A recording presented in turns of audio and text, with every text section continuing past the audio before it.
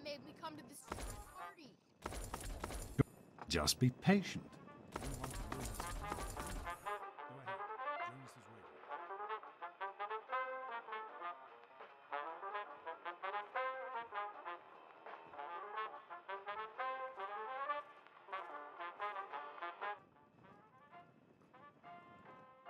The boat race.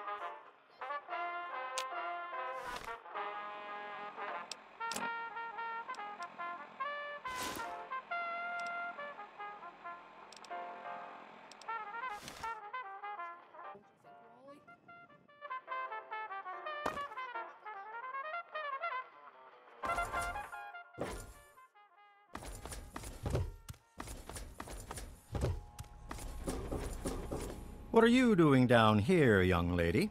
I thought kids weren't allowed down on the reactor level.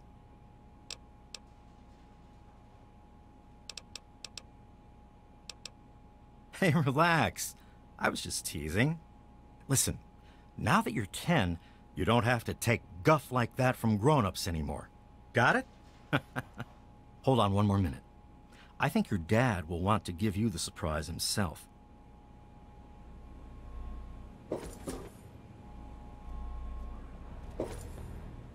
Are you ready for your surprise? The Overseer gave you your Pip-Boy, and you're old enough to do some work, so I figure you're old enough for this. Your own BB gun. It's a little old, but it should work perfectly. Jonas found it down here. It was in pretty rough shape. Took us a good 3 months to find the parts to get it working again. You know how tough it is to find a spring that small? Good thing Butch misplaced that switchblade of his. So, what do you think? Want to give it a try? We sure can't, unless we want the Overseer beating down our door. Jonas and I have found a place, though. Come on.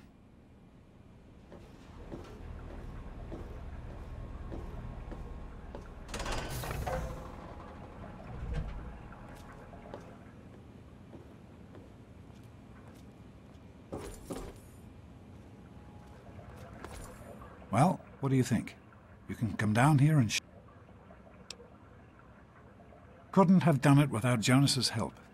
You make sure to thank him.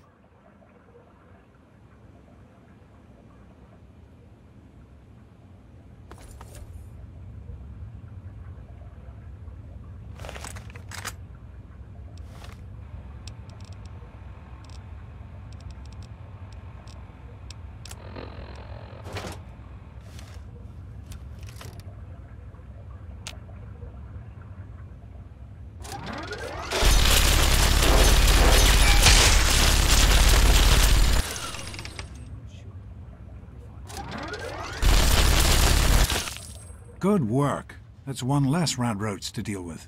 Let's get a picture together. Capture the moment. Hey, Jonas, get a picture of me with a big game hunter. Smile. Boys and girls have different parts. What is their problem anyway? So, I'm the Overseer's daughter, so what? Like, I get any kind of special treatment.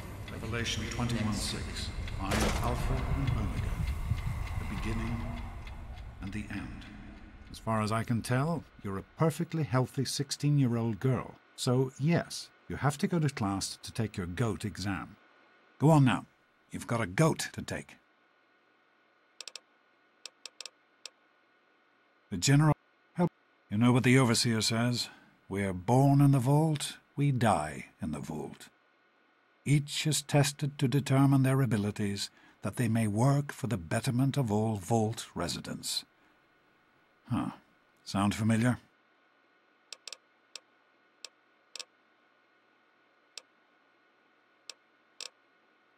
No, you're not. Really. When I started studying medicine, one of the first things I learned was how to spot a kid playing sick to get out of taking a test. You'll do fine. It's not so bad.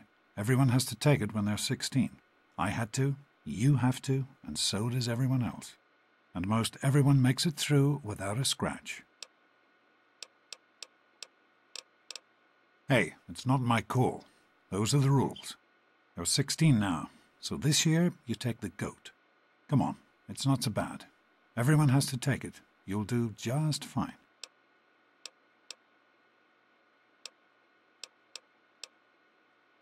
Take care, sweetie. Now get out of here, and good luck.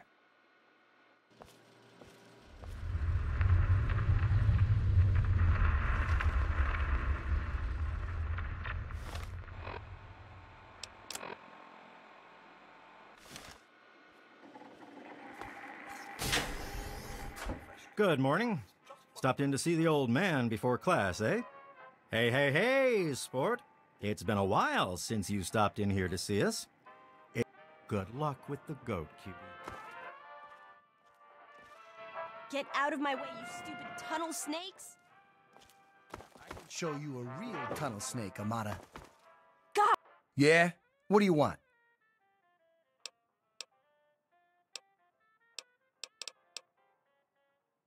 None of your business, kid. Get out of here before you get hurt. If you mess with the tunnel snakes, you're asking for it. Got me?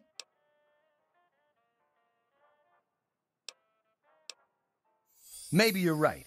We can deal with her later. Come on, tunnel snakes. This little bitch isn't worth our time. Whatever you say, Butch. You're the boss. We'll talk to your little snakes. We'll talk to your little friend. Fine, let's go. Later. Thanks for getting rid of them. Assholes. I don't know why they won't leave me alone. Just because my father's the overseer, I guess? Idiots. We'll talk to your little friend. Well, you made it. All set for the goat? Trust me, it really isn't that bad. Just something everybody has to go through.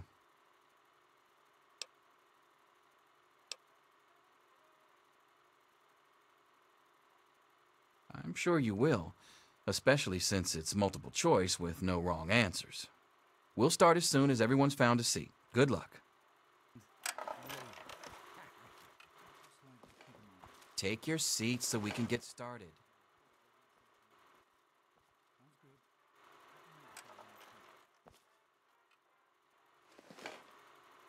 Well, now that everyone has managed to find the classroom, we can finally get started. No talking, and keep your eyes to yourselves. Yes, I'm talking to you, Mr. Deloria. Sure thing, Mr. Brotch. Unless anyone else has an insightful comment, let's get started. Question 1. A frenzied vault scientist runs up to you and yells, "I'm going to put my quantum harmonizer in your photonic resonation chamber." What's your response?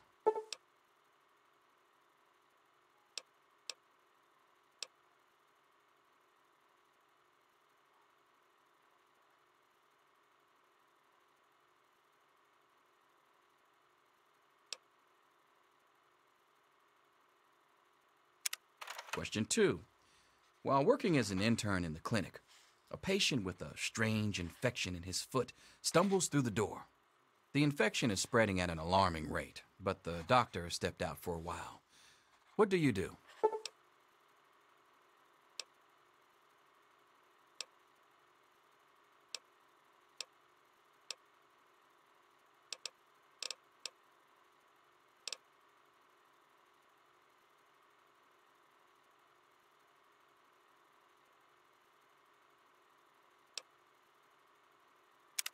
Question 3. You discover a young boy lost in the lower levels of the vault. He's hungry and frightened, but also appears to be in possession of stolen property. What do you do?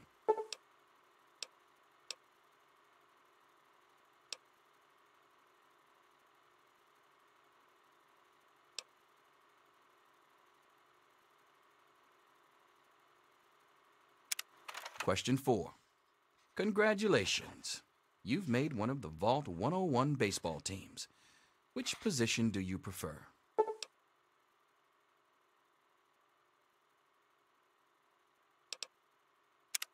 Question 5. Your grandmother invites you to tea, but you're surprised when she gives you a pistol and orders you to kill another Vault resident.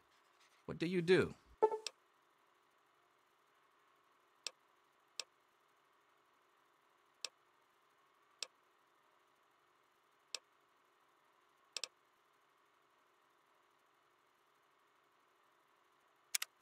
Question 6. Old Mr. Abernathy has locked himself in his quarters again. and you've been ordered to get him out. How do you proceed?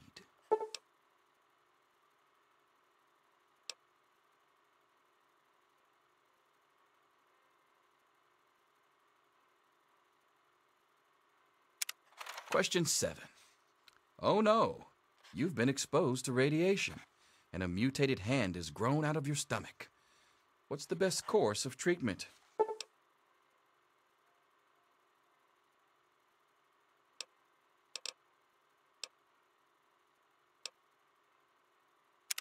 Question 8.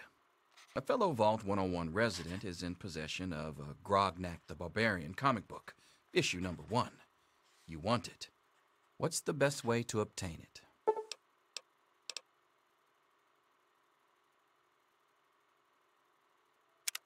Question 9. You decide it would be fun to play a prank on your father. You enter his private restroom when no one is looking and...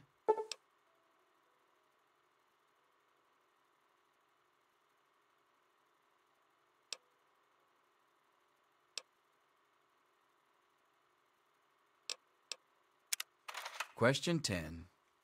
Who is indisputably the most important person in Vault 101? He who shelters us from the harshness of the atomic wasteland, and to whom we owe everything we have, including our lives. Pencils down, people. That's it. The infamous goat. I'm sure most of you didn't find it so bad. Others, well, there are always openings in the maintenance department. Don't forget to hand in your test before you leave. You don't want to know what happens to people who fail the goat. You can have the rest of the day off to celebrate or to pray as the situation warrants. Vault Loyalty Inspector. I thought that had been phased out decades ago. Well, sounds like a job right up your alley,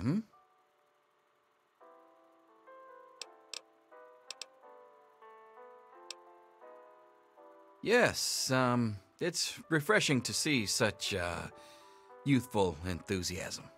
Good to know that the goat occasionally gets it right. You know what they say about monkeys and typewriters.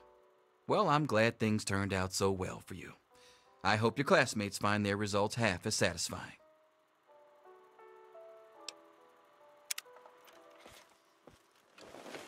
I'll see you tomorrow. Anything is possible, even an egg. Daddy's Mr. doctor Promise. ain't here to save you now. Is he? Get back to work. Selfish and insubordinate. Wake up! Come You on, need wake to up! know these things. I'm not going to be around to hold your hand forever. Come on! You've got to wake up! You've got to get out of here. Your dad is gone and my father's men are looking for you.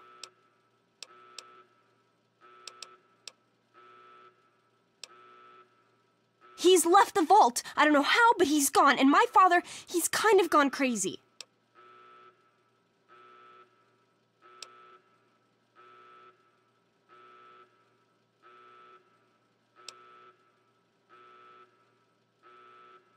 It's Jonas! They killed him! My father's men. They took him and... Oh my God, you have to leave now! Yeah, don't worry about me. I'm just sorry you had to find out like this. I know Jonas was your friend. But we've got to go now. My father's men will be here any minute.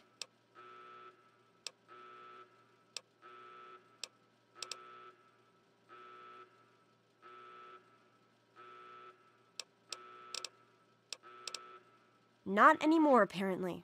But are you honestly telling me you had no idea your dad was leaving? He really didn't tell you? Oh, I'm sorry. I'm sure he had his reasons. Maybe Jonas was supposed to explain everything to you? But it doesn't matter. I can help you escape. I have my own plan.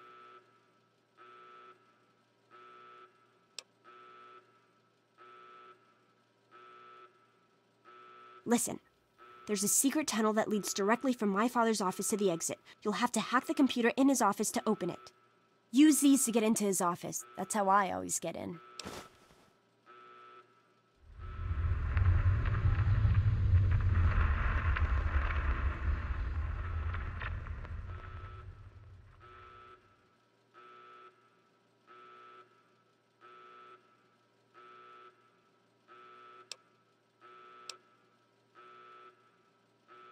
One more thing. I stole my father's pistol. I hope you won't need it, but you'd better take it just in case.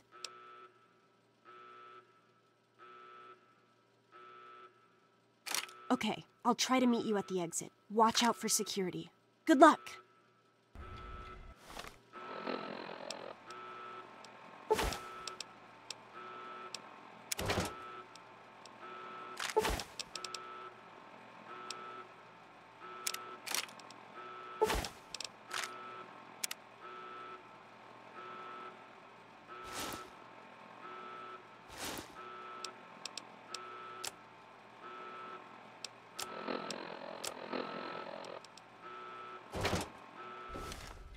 I'll meet you at the vault door if I can, but don't wait for me.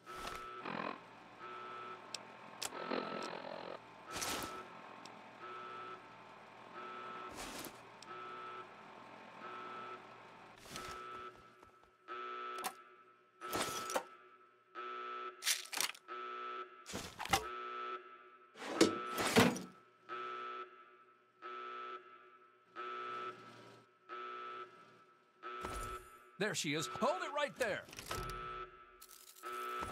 God, I hate these things.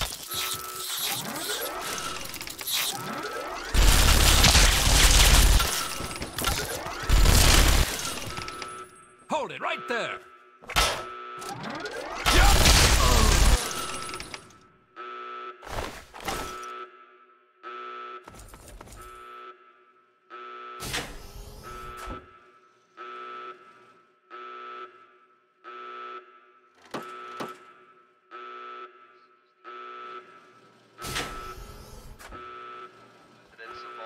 You gotta help me! My mom's trapped in there with the rat roaches! The rat roach infestation is under control. Do not No, interfere. I can't go back in there. It's dark, and there's rat roaches. Any resident found outside his or her quarters will be dealt with severely. Oh my God! Thank you! I didn't know what to do! You're the best!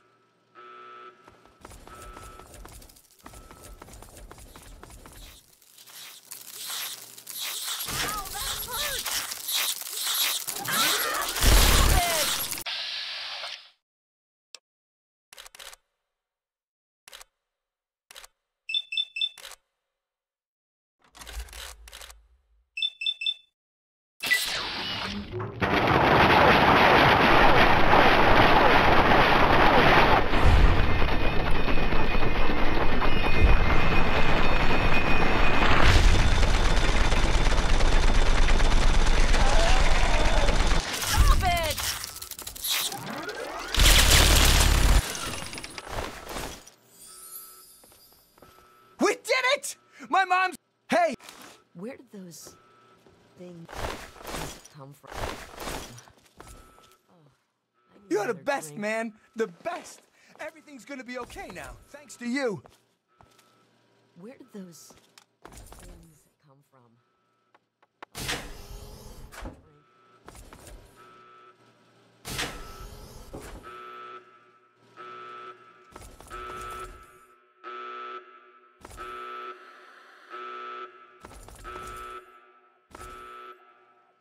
This is the Overseer. 101 are hereby confined to their quarters. Infestation is under control. Not to interfere with vault security personnel. Any resident found outside his or her will be dealt with severely.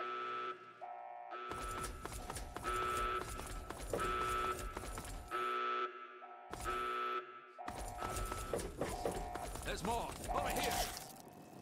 What's the matter, huh? Can't... Hold on.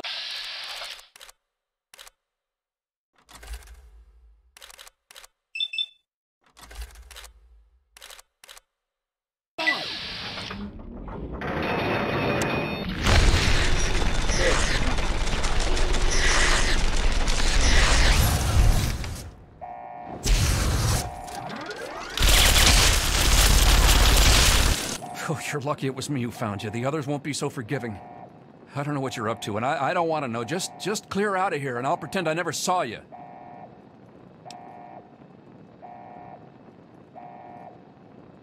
It's a real shame it's come to this. I can't believe what they did to Jonas. Officer Mack was just out of control. But you're a good kid. You didn't do anything to deserve this.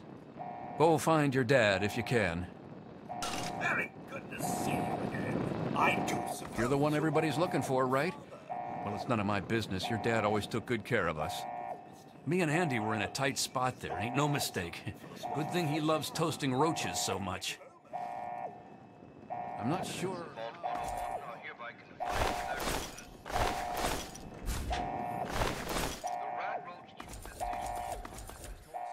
Your left stabilizer's been knocked loose. I am holding still. It's your old pulsing.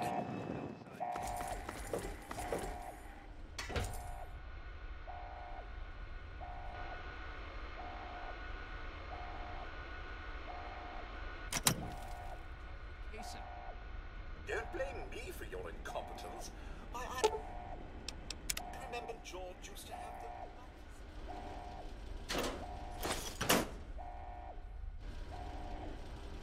I think I'm the problem. I don't believe you. I expect we'll be here for hours. Just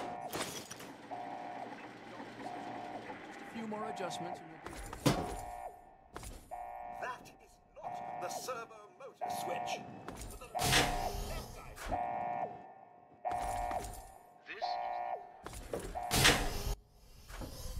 Let's go back to our quarters. It's our only chance, don't you see? We're getting out of here, just like the doctor. I'm not gonna let anyone stop us. We're getting out of here. It's me. Tom wouldn't listen to me. Security personnel. The overseer won't tolerate this kind of behavior.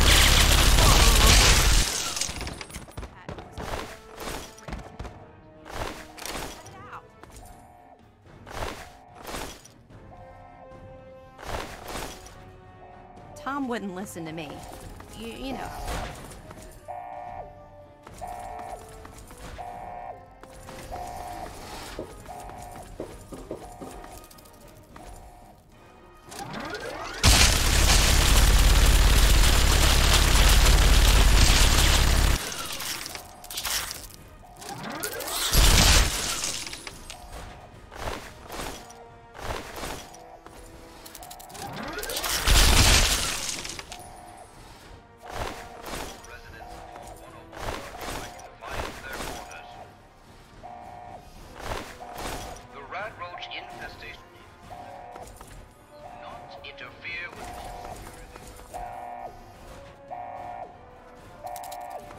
You!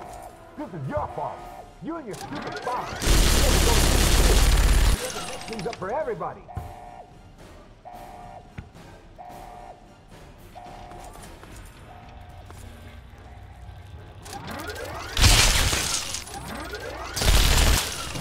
Your father beat us all!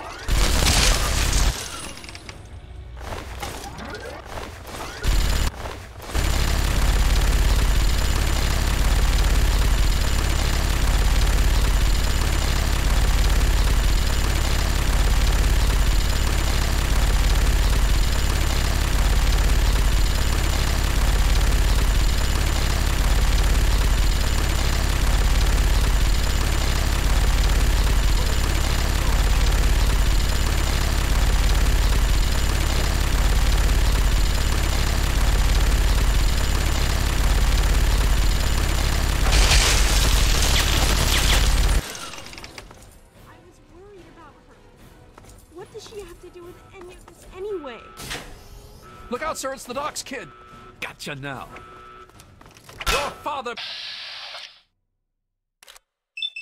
betrayed us all.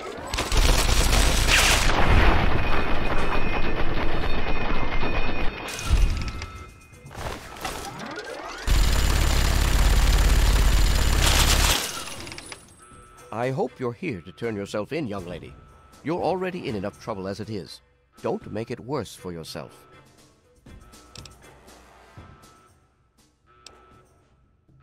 I place the good of the vault above everything, even my own paternal feelings. We must not allow sentiment to cloud our judgment. But I admire your protective instincts. Very well. I give you my word that Amata will not suffer further because of your actions. Now then, if you really care about Amata, you will see how dangerous your father's actions were. Hand over your weapons, and put an end to this dangerous situation. There is no need to join your father as a traitor to the Vault.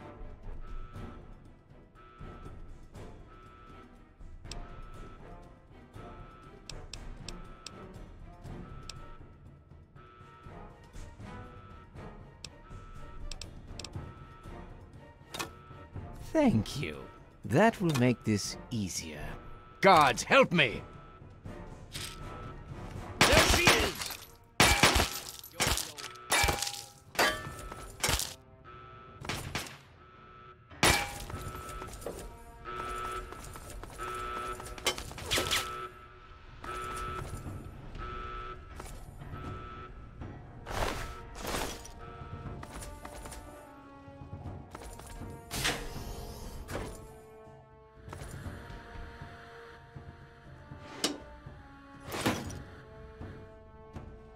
The overseer said there'd be a bonus.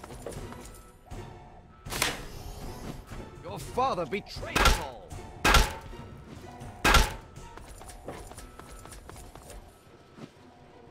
Thank you! I told you my father wasn't himself. I don't know what he might have done if you hadn't come along. You'd better get out of here.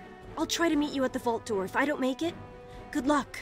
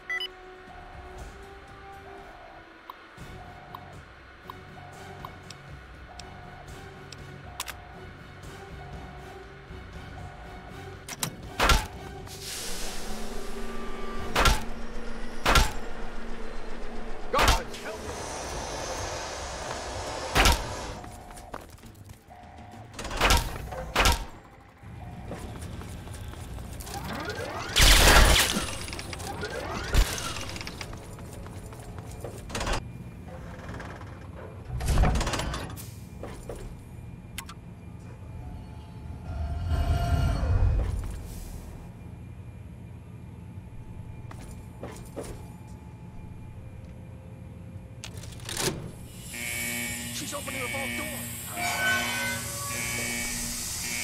Oh, you did it! You opened the door! My God, I almost didn't believe it was possible.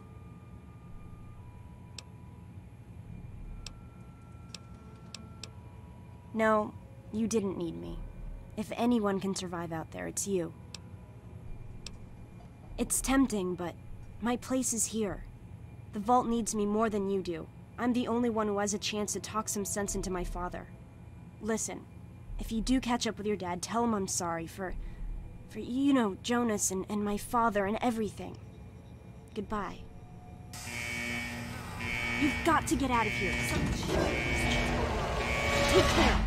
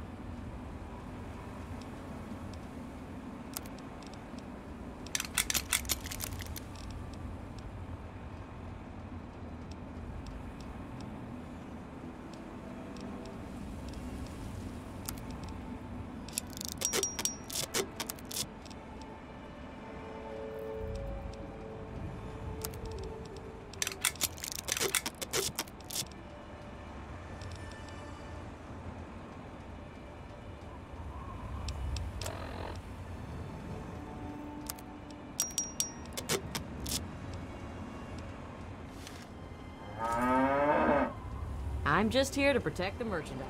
Welcome, welcome. My name is Crow. You bear the...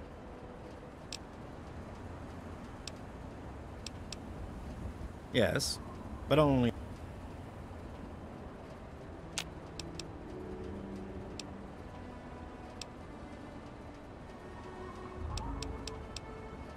If the clothes make the man, then here are the means to remake yourself.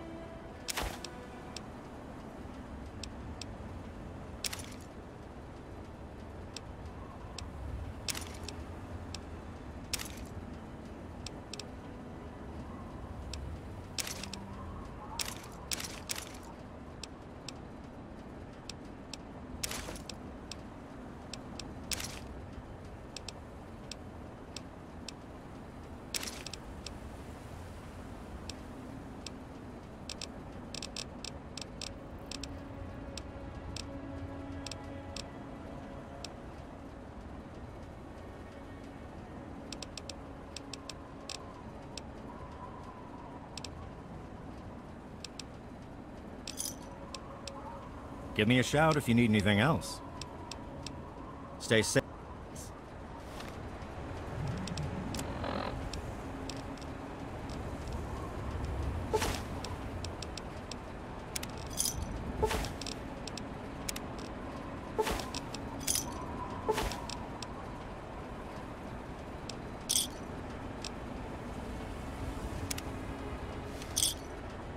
Looking to trade? Have a look. See if anything calls out to you.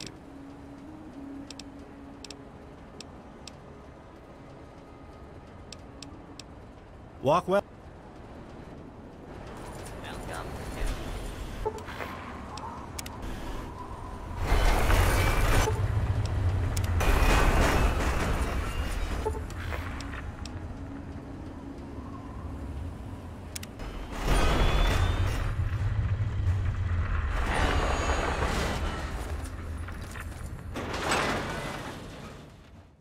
I'll be there. Another newcomer.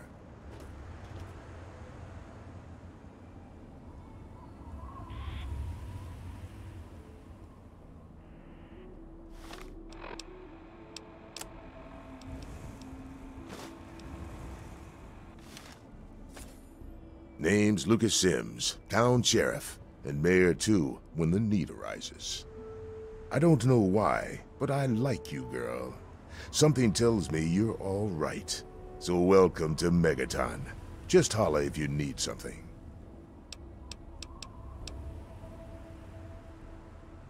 Friendly and well-mannered.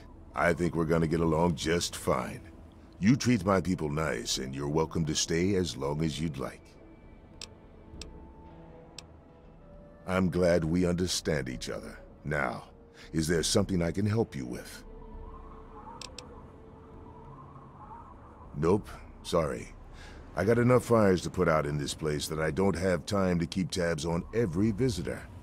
I'd ask around town. What about it? I don't trust any of the locals to tinker with it. Besides, most people don't even realize it's still a threat. And hell, Cromwell and those crazies from the Church of Adam, they worship the damn thing. Why? Do you think you got the know-how to disarm it? For good?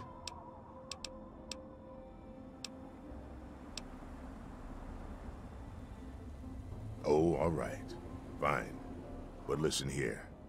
Just take a look at it first. Go easy. If you get the job done, there'll be 100 caps in it for you.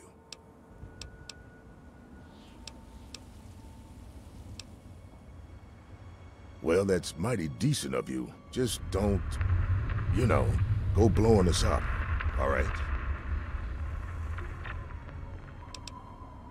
Well, come to think of it, I do remember a stranger coming through here.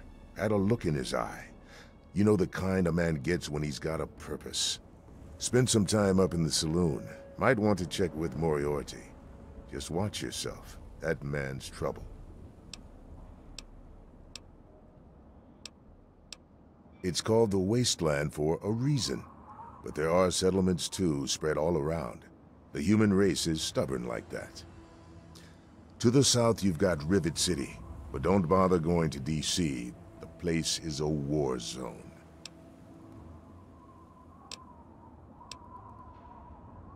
Carry on. Yeah?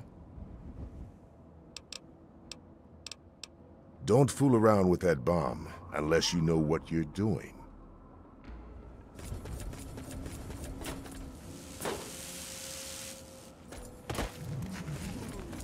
He is coming with the cloud.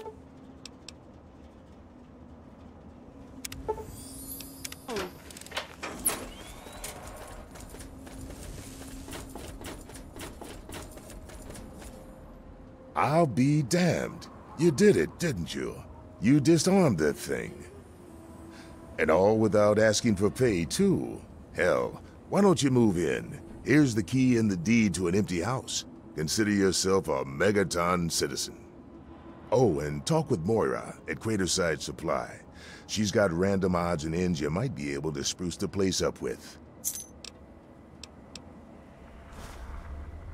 Later.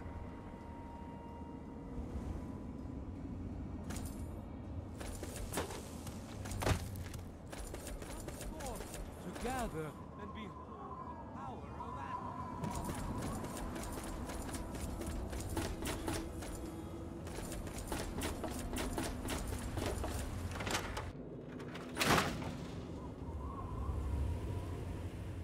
Leave me out of that girl's crazy experiments. I don't get paid enough for that. Hey, I hear you're that stray from the vault. Oh, I haven't seen one of you for years. Good to meet you. I'm Moira Brown. I run Craterside Supply. But what I really do is mostly tinkering and research. Say, I'm working on a book about the Wasteland. It'd be great to have the foreword by a vault dweller. Help me out, would you?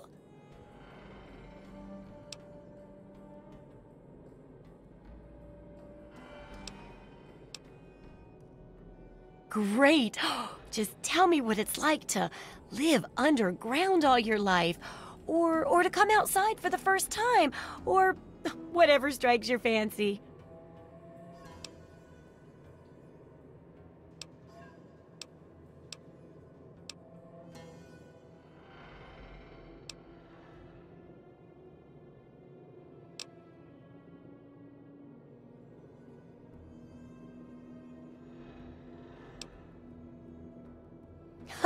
Yeah, you wouldn't imagine how hard it is to replace that big light bulb up there, too.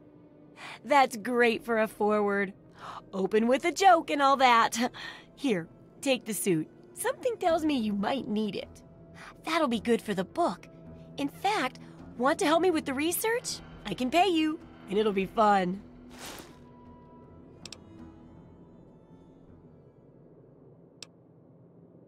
Well, it's a dangerous place out there in the wastes, right?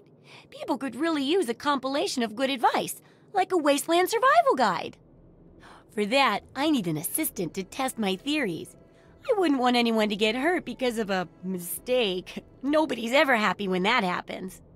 No, then they just yell a lot at me with mean words.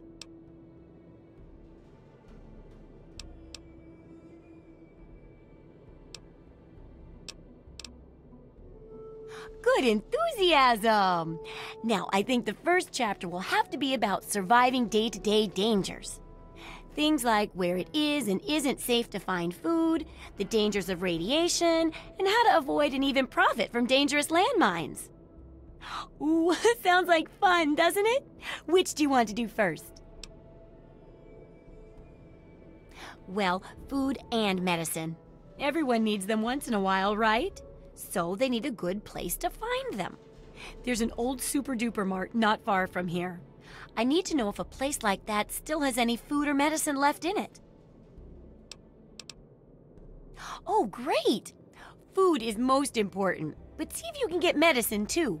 And if there's nothing to find, then just come back in one piece, okay?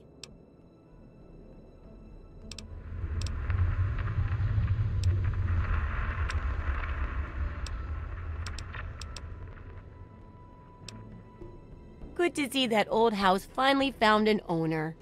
I have all sorts of items and themes for that place that may interest you.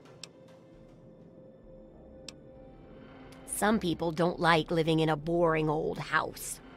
Purchase a theme from me, and I use all of my design abilities to set your place up in the manner you request. You can choose from the Vault, Raider, Wasteland Explorer, Science, Love Machine, or pre-war themes.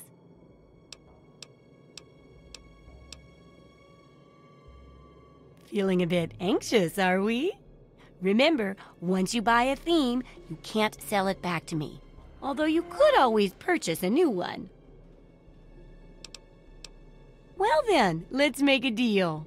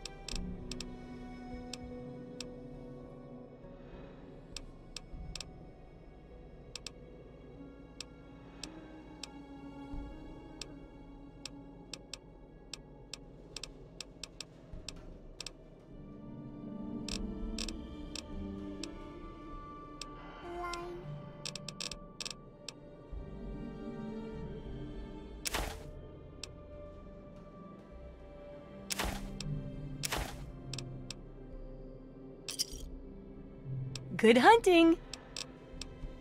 Try not.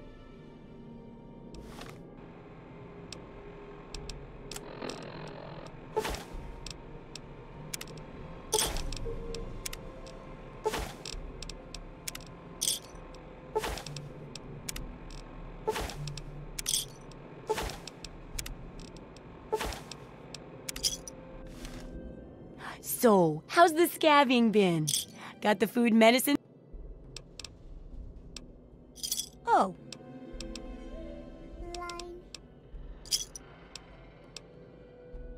Sure thing.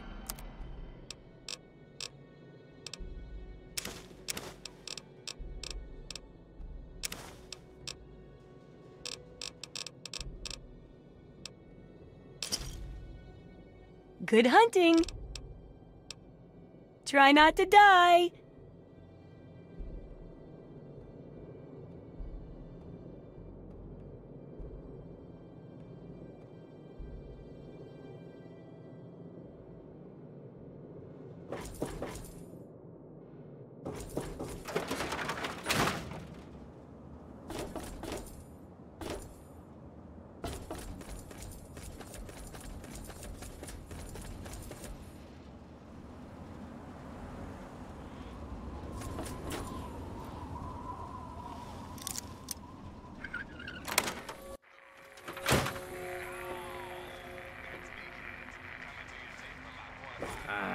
Colin Moriarty, at your service.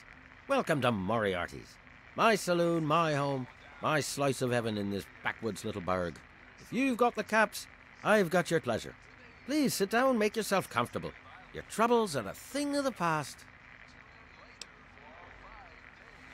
My God, it's you. A little baby girl, all grown up. Persistent little flower, ain't you? Then and now, it would seem. It's been a long time, kid. Oh, your daddy passed through here, all right. Here and gone. Got what he came for and then left. I'm assuming you'll do the same, correct?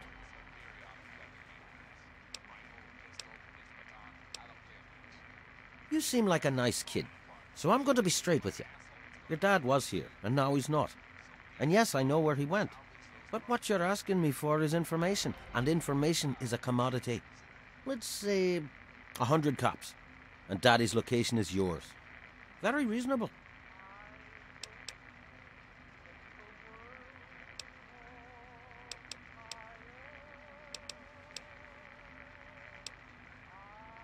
Excellent.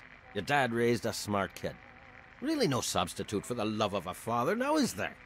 Speaking of dear old Dad, he went southeast into D.C. to the Galaxy News radio station. Good luck now. Come on, you piece of junk. Every day it's the same damn thing. Hey, Smoothskin, you need something? A drink, maybe? Anything? Anything at all? Wait, you're not gonna hit me? Yell at me? Not even berate me a little bit?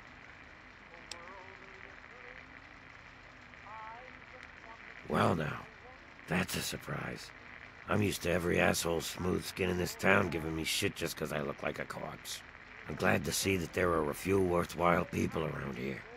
Listen, Moriarty'd have my head if he caught me selling at a discount. But for you, I'll risk it.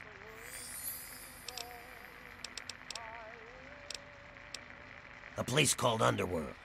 It's a ghoul city down in D.C. I set off up here to find adventure and fortune. And, well, I found this place. I'm sort of stuck here. Colin says that I can't leave until I pay off my debt to him. Of course, he charges me room and board, too. If you ever get to Underworld, tell Carol that I said hi. Mr. Moriarty says we can keep it on. It's a good radio station. I like hearing the DJ, Three Dog, and how he's helping to fight the good fight. If only I was a part of that, instead of being stuck in this dive. I couldn't tell you, really. I'd talk to Manya if you care that much. She's lived in Megaton longer than anyone. Anything for you, friend.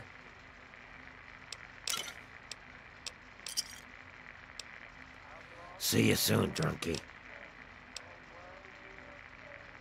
Don't hit me. Told you, Gob, it ain't the radio. The Enclave station comes in fine.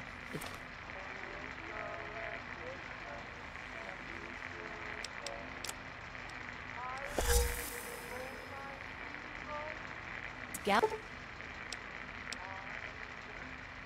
Galaxy News. Their signal's been shit lately. Yeah?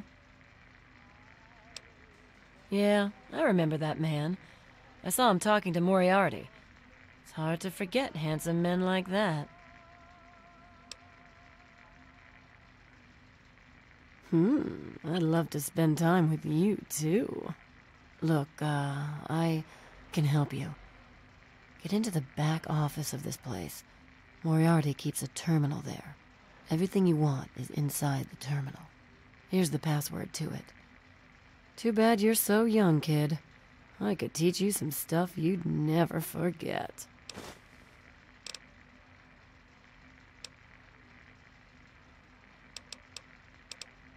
You serious? Oh, you must have come from that vault, right. It's the only free radio station left in the Wasteland. The guy who runs it, Three Dog, he's like the only person who seems to give a shit. He keeps talking about fighting the good fight or something. Better than the crap on the other station. Huh? Oh, you mean why was Gob banging on that radio? Well, out there in the wastes, there are two stations that broadcast. There's the Enclave station. I don't know who they are, but I think it might just be some pre-war broadcast on a loop or something. And there's Galaxy News Radio. It's run by a guy named Three Dog, somewhere down in D.C., but the signal went down a while ago. Who, Gob? Well, if you can get past how he looks, he's a sweetheart. Colin's awfully hard on him, though. He don't talk about it much, but apparently there's a whole city of ghouls somewhere down in D.C. He's mentioned his mother a couple of times, but other than that, he won't really say. He's been here for, I guess about 15 years now, ever since Moriarty bought him off those slavers. Well, the miserable bastard is hard on all of us, but Gob gets it the worst. I guess just because he's different, you know?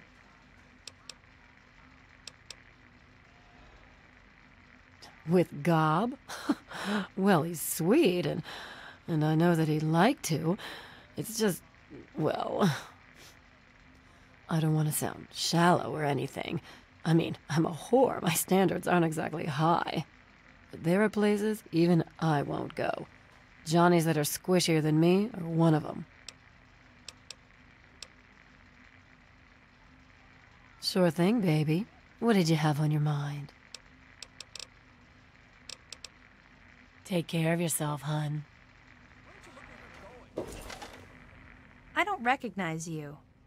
New in town or something? I hope by something to do you mean a job. Otherwise you want to talk with Nova. I'm looking for someone to make a delivery. Interested? Great. I'd like you to deliver this message to my family in the Arafu settlement. I haven't heard from them in months, and I'm worried. As soon as you get there, talk to Davis West. He'll be glad to pay you for the trip. Sure. Be glad to, since you're doing me a big favor and all. Arafu is northwest of Megaton, on an old overpass over the Potomac. If you follow what's left of the river, you can't miss it. No, not really. Maybe my letters just aren't arriving. Whatever you can do to get it there would sure be appreciated. Well, let's see. There's Evan King. He's like the sheriff of the town or whatever. Then there's my family, the Ewer family, and a lady who lives alone named Karen Shenzi. What? Apart from the wasteland critters, slaver raiding parties, raider hit squads, and occasional landmine? No, it's completely safe.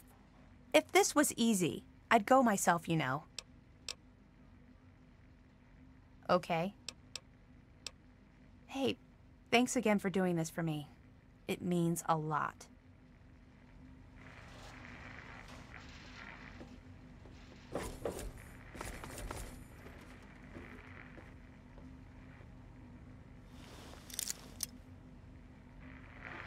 Looking's free. The rest will cost ya.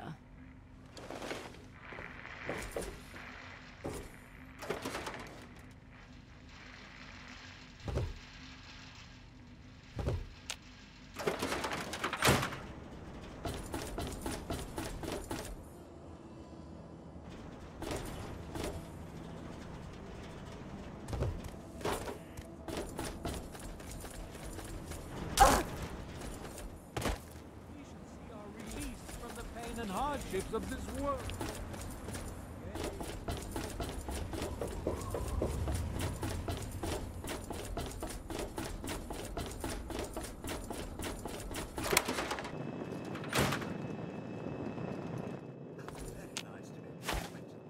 I'm your new robo-butler.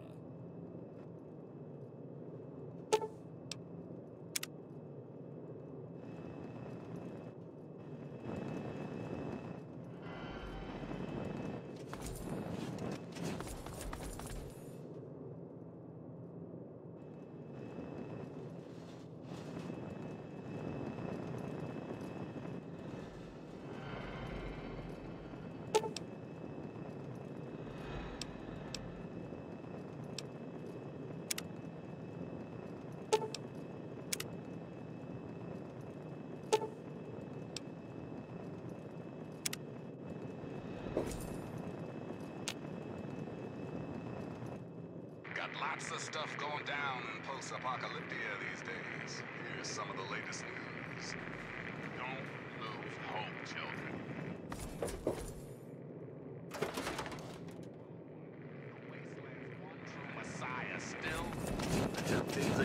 Allow me to introduce myself. I am Wadsworth, your personal robotic butler. I am here to look after your needs and to keep you happy and entertained. What can I do for you?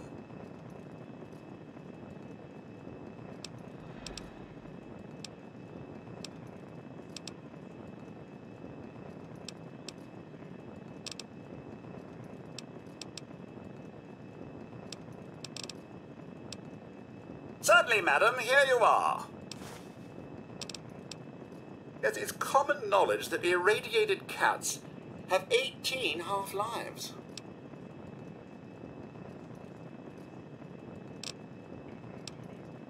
I'll be sure and tidy up while you're away, madam.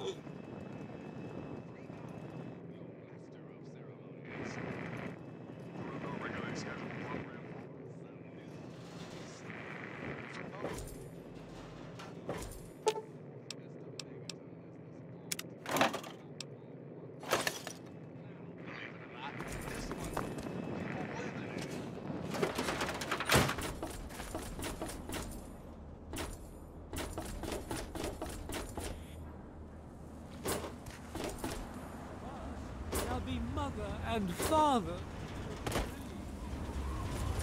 Good.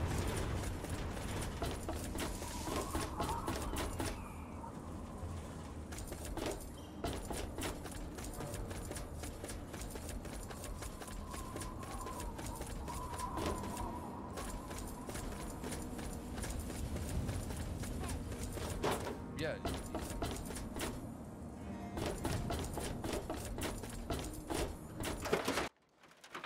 You need something, youngster? What do you need? Well, it's no secret that the old water treatment plant is on its last legs, and I'm the only one in town that can keep the damn thing running. I spend so much time up in the plant that I can't take care of the leaks that keep springing up in the pipes around town. Now, I don't expect much from strangers, but if you've got the know-how, I need someone to hunt down and repair those leaks. From the pressure in the plant, my guess is that there are 3 of them scattered around town. Check along the pipes and the valves, but they might be a bit tricky to spot.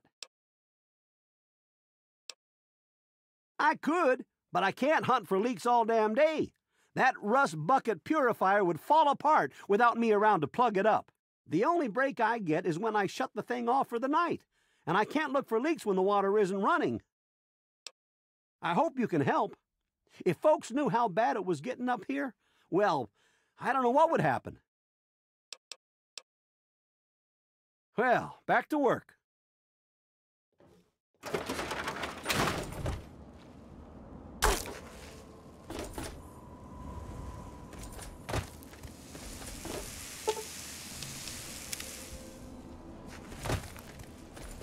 Past the fragile form of this into new life. Good to see in the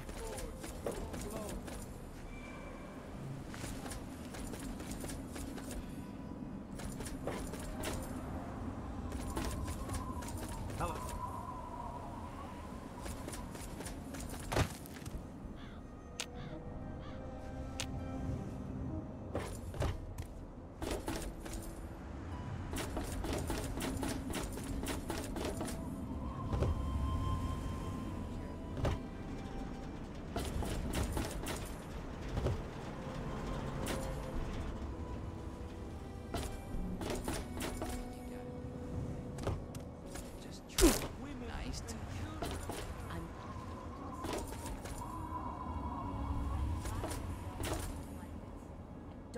Dare play dumb with me.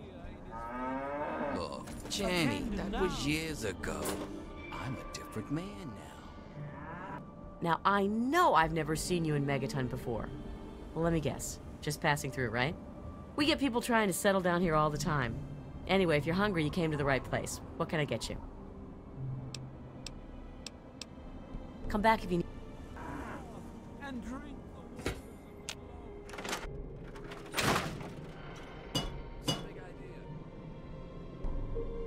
Well, goddamn. You're new, right? Name's Leo Stahl. It's a pleasure. It's a pleasure. Yeah. Well, Moriarty thinks he is, but Lucas Sims is the law around here, and everyone knows it. Well, there's this and that. I keep myself busy. But really, that's none of your business, is it?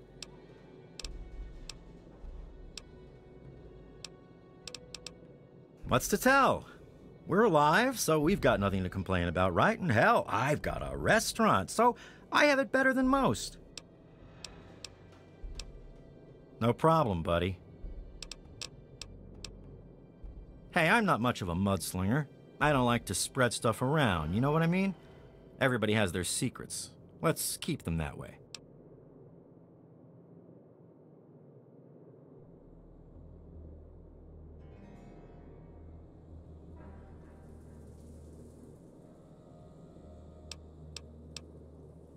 No problem, buddy.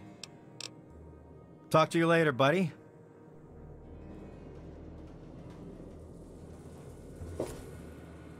Look, I need to balance these books. If you'd like to order some food, please talk to Jenny or Leo.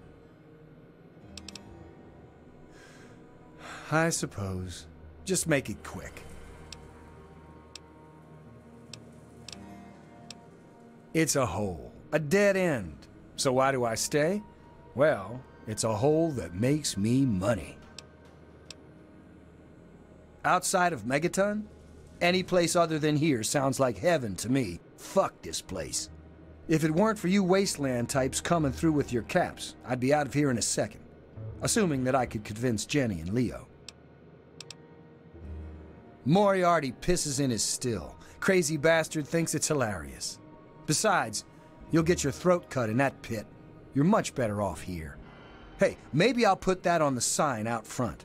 The Brass Lantern. Cleaner, safer, and less likely to have piss in the drinks. Yeah, catch you later.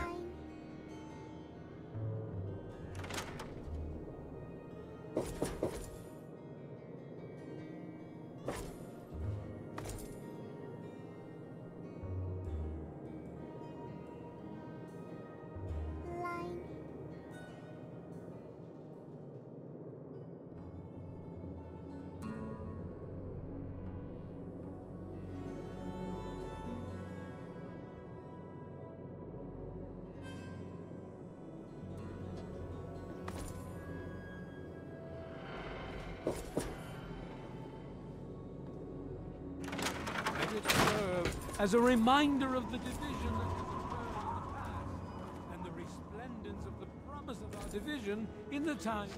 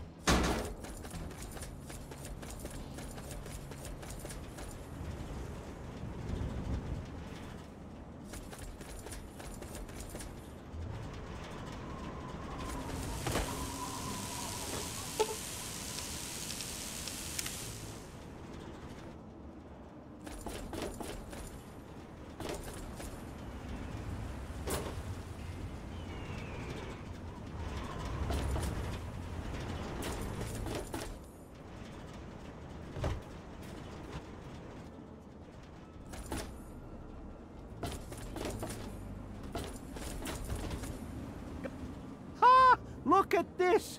New blood! Tell me, girl, you ever hear of the Enclave? The last remnant of the good old USA they are. Now, I don't know you from Adam, but I got you pegged for a patriot, and any patriot worth her salt is gonna toss her gun in for the Enclave. Any day now, they're gonna roll up here, and then this nightmare'll be over for good. But listen to me, Ramble. I'm Nathan. What can I do for you? Why? Why? Look around you. This is the good old USA. Sure, she looks a little bit different these days, but you're still on American. And even if you were born in some underground vault, you were born under the United States, which makes you an American. And it's your duty and my duty to support our country and our president, no matter what. Understand?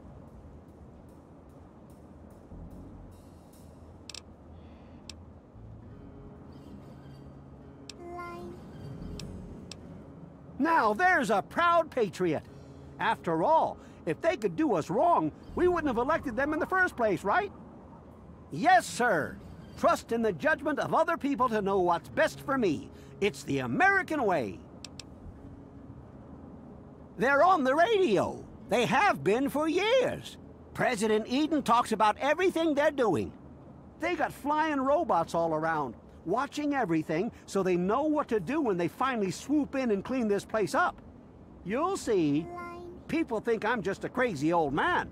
Things will be different when the Enclave gets here. They're the American government, the Eagle, People Comma Weather, the more perfect union. God bless the Enclave.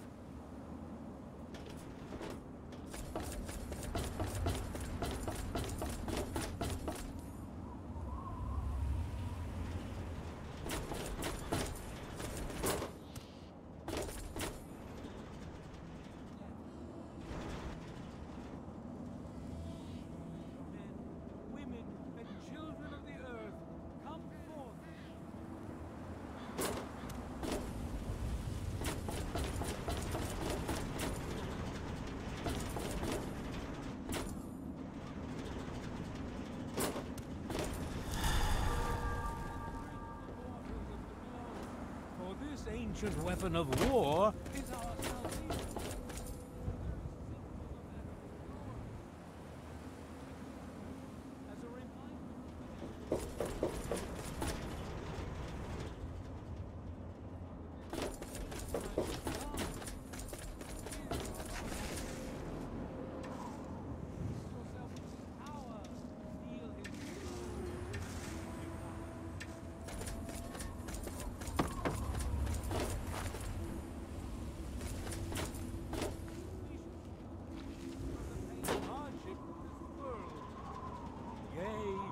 As a suffering is no longer.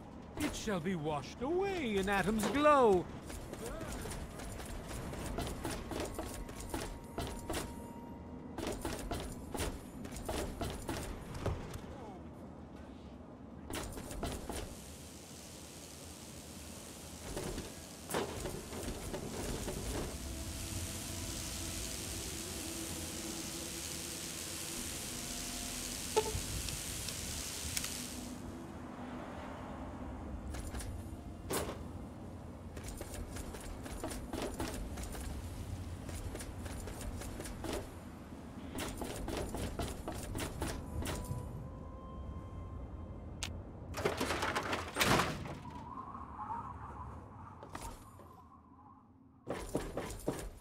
Yeah? What is it?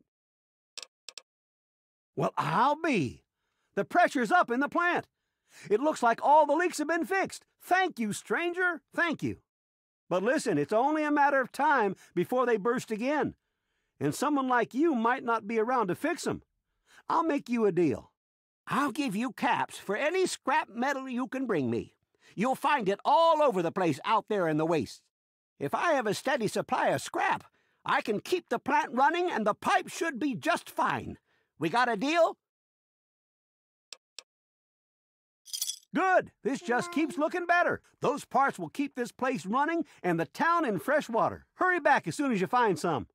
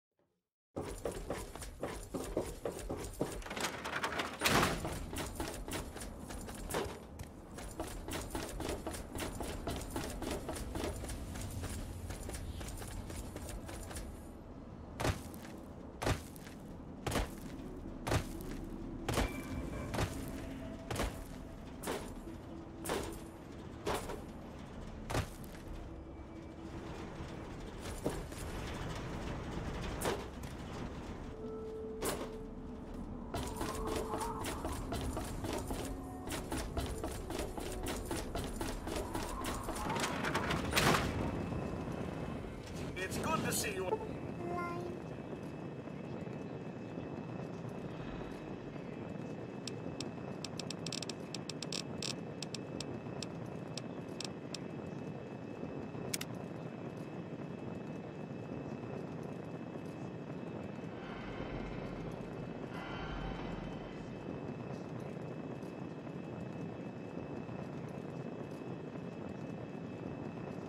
Alive and well, madam. Well, it's good to see you. Things are going well for you today, madam.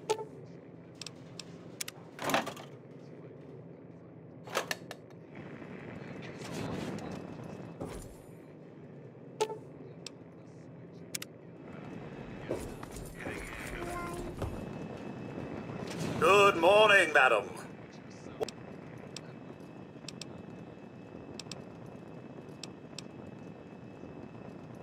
The Nuka-Cola machine will dispense ice-cold Nuka-Cola. Once you've dispensed 8 of them, the machine will have to be restocked in order to make regular Nuka-Colas ice-cold. If there's anything you require further, feel free to ask, madam.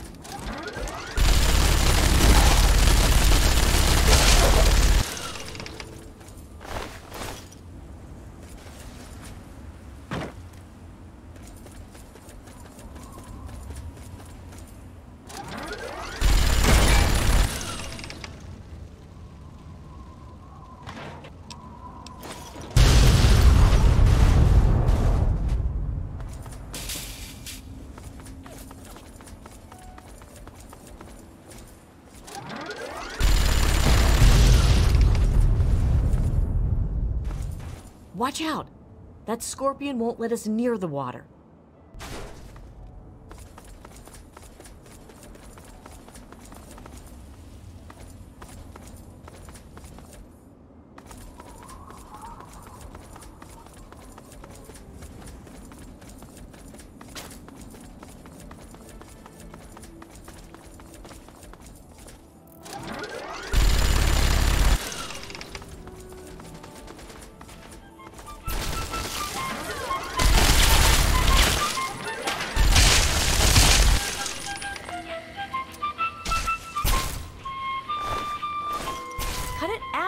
Help yourself to the water. You earned it.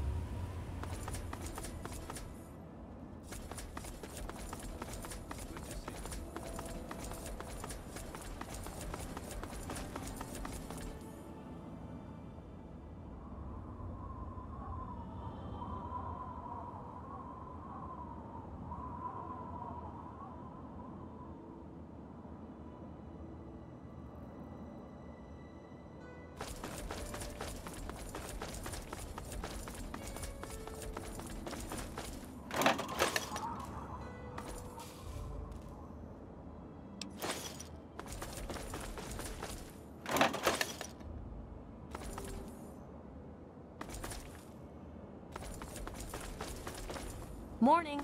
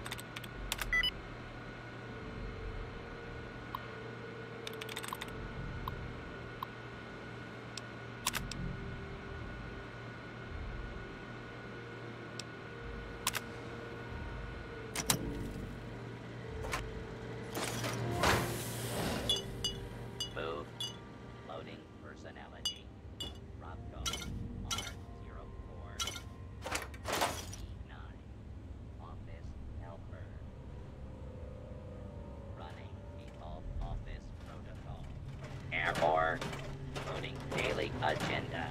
Error. Breach detected. Please stand. On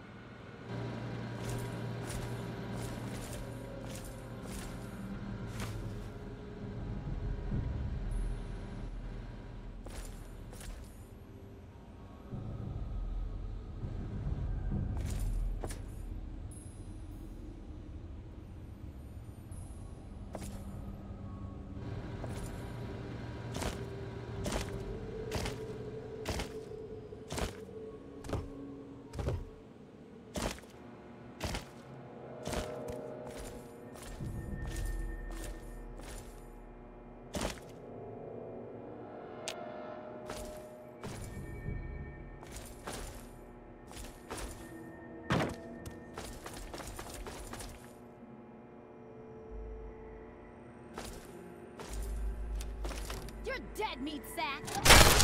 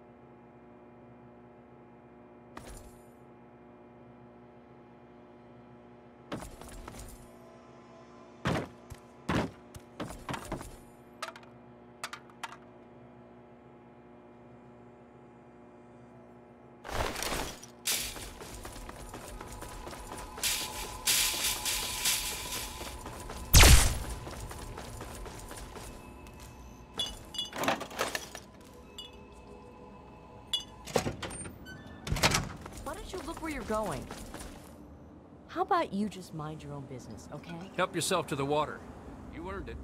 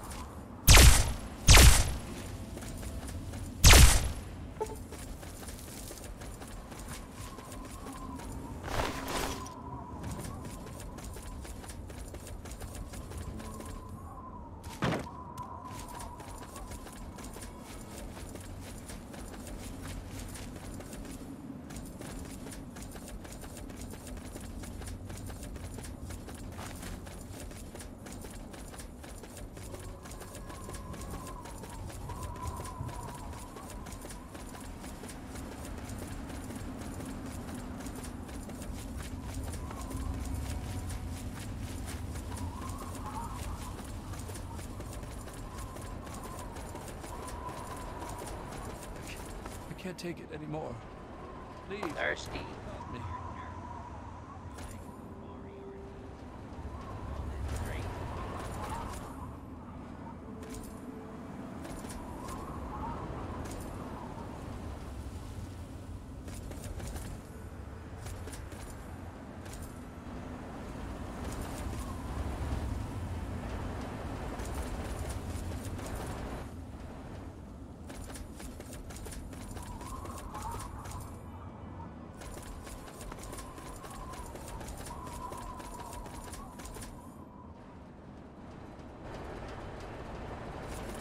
Please. Water. Please, do you have any water? It's Megaton. Have you been living in a hole or something? Everyone's heard of Megaton. They have plenty of water in there, but they only give it to residents or people who can pay for it. I've been drinking this irradiated shit and I can't do it. I just throw it up now. I need purified water, please. I mean, you don't want anything for it? I don't have any caps or anything. I can just have it for free?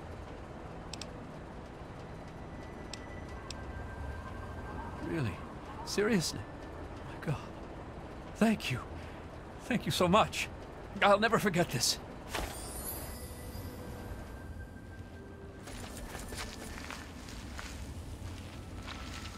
Evening. Oh. Ah, welcome, weary traveler. You look like a traveler in need of relaxation and the finest of chemical assistance. Well, wander no more, my good friend, for I am Doc Hoff, procurer of the finest of medical goods and chemical assistance. Now, how may I help you? I provide food, drinks, and discreet chemicals to discerning customers around the wasteland. I help ease the suffering of my fellow man. For a price. I don't have a home office exactly, but I organize much of my trade with Ernest Rowe in Canterbury Commons.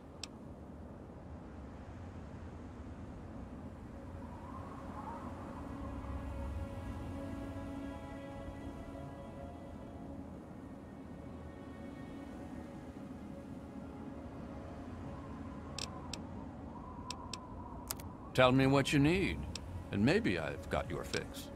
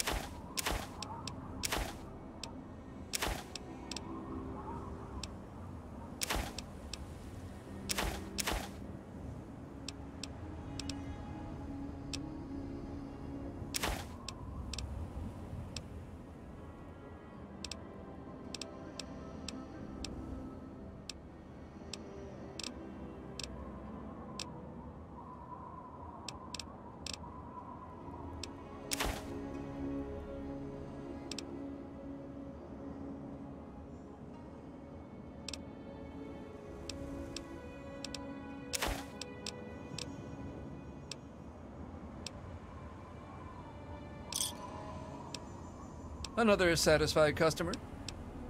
See you next time you need that special little something.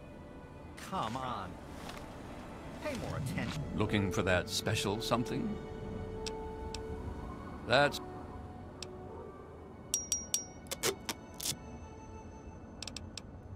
See you next... Into what you're doing.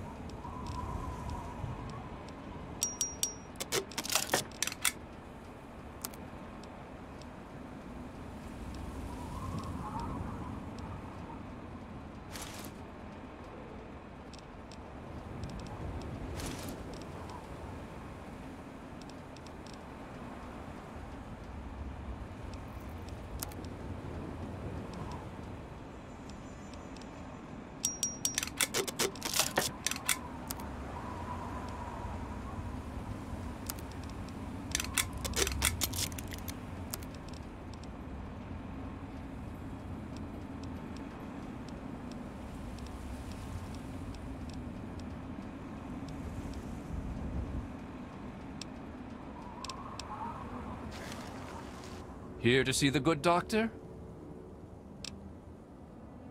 Tell me what you need, and maybe I've got your fix.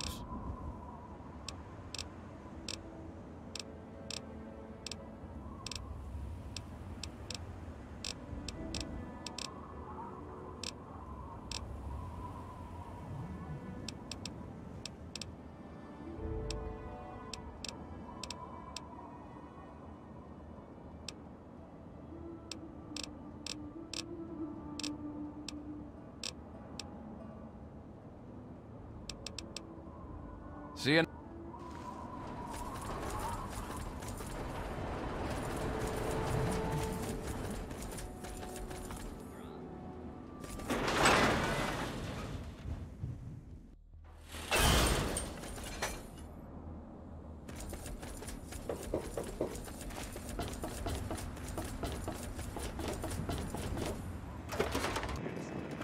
It's good to see you alive and well, madam.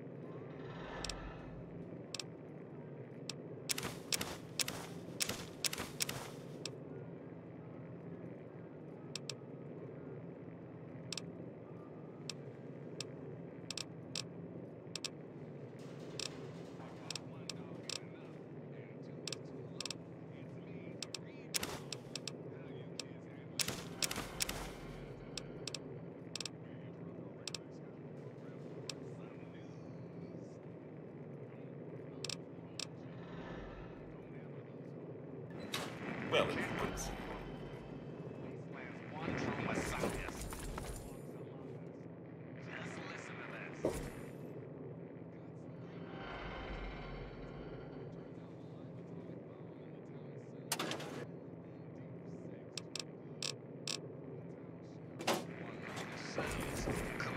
I hope they...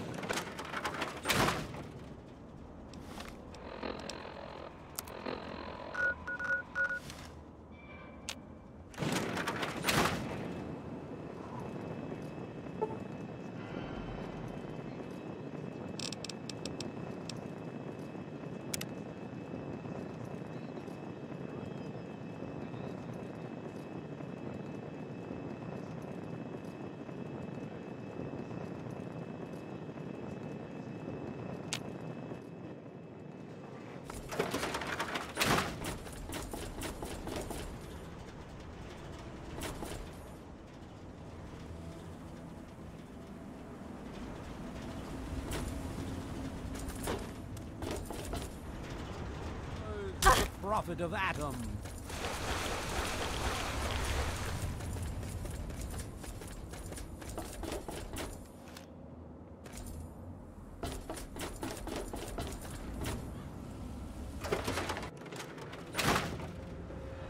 Hi, I'm Maggie. I live with Billy Creel. Do you know him? He's not my dad or anything, but he takes care of me now. Anyway, I should go. Bye. Well, Billy built a safe into the floor of our house.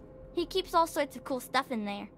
I shouldn't tell you this, but the combination is 15, 16, 23, 42, if you want to take a look. Just make sure that you put everything back if you take anything out to play with it. I don't want to get in trouble. Billy does. Have you met Billy? Billy Creel? A long, long time ago, he saved me from raiders. They killed my real parents, but Billy showed up before they got me, and now he's like my daddy. Sort of. It's okay, I guess. I used to live way far away when I was little, before Billy found me. I don't talk to most of them. Billy says that I have to be careful, even when people seem nice, and I'm especially not allowed to talk to Mr. Jericho. I usually play with Hardin most days, when his dad isn't taking him out to learn to shoot or something. Billy says that he's going to teach me to shoot one day, too. Bye, lady.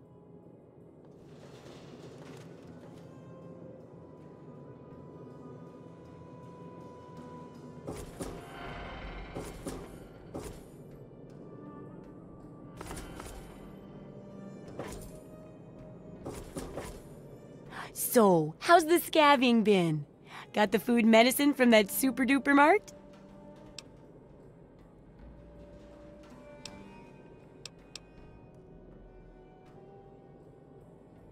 Really? You did? You did? Well, all right. Tell me all about it.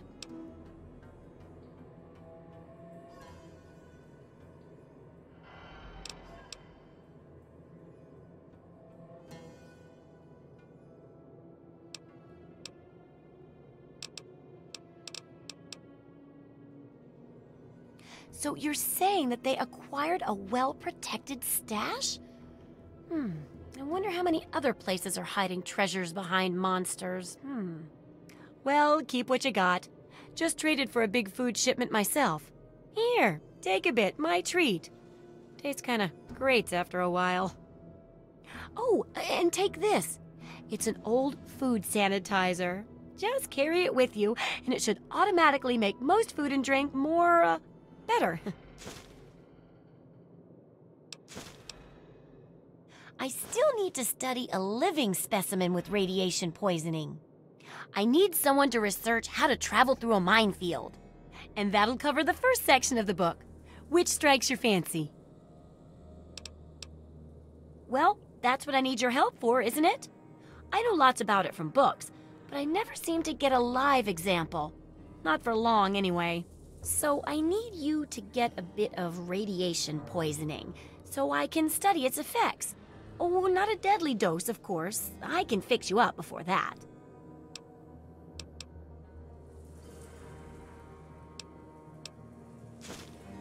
Oh, but nothing beats a real-world example. And I have a new rad treatment I was just itching to try out on a live subject. But I guess you're right, and at least it keeps you safe and sound for later testing. Here's some spare chems for your help. Landmines are one of the few dangers out there that you can profit from. Disarm one before it blows, and you can sell it for plenty of caps. I've heard stories about a ghost town that's just full of mines. Traders just call the place Minefield. Sounds like the place for some field work. Get in there, get back, and tell me all about it. And could you bring back a mine for my studies?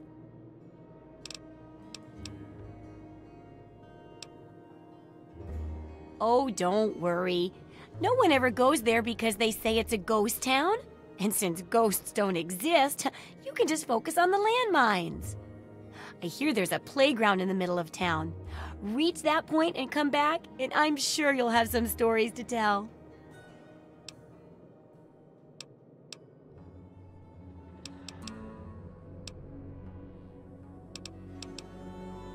Do I ever? I've got the schematics for something called a rocket launcher.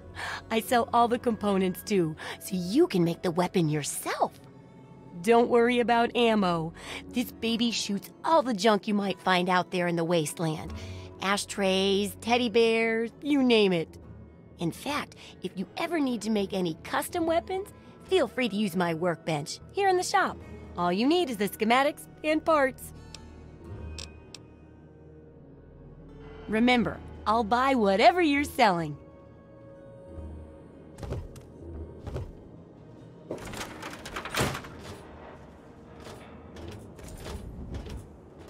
Well, hot damn!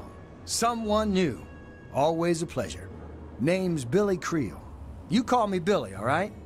I know Megaton looks more like a boneyard than a town, but it ain't all bad. Take me and Maggie, for instance. We make do just fine. I trade the stuff I scavenge, and she helps keep me on the straight and narrow. Oh, sorry. I guess I got ahead of myself, huh? Maggie's 9. Sweetest little girl you'd ever care to meet. We take care of each other. I ain't never had a daughter, but if I did, I'd want her to be Maggie. I took her in when her parents got killed by raiders. That was 2 years ago. It was a pretty bad scene. Small settlement up north. I'd stopped in to trade some salvage, and the whole place had been wiped out.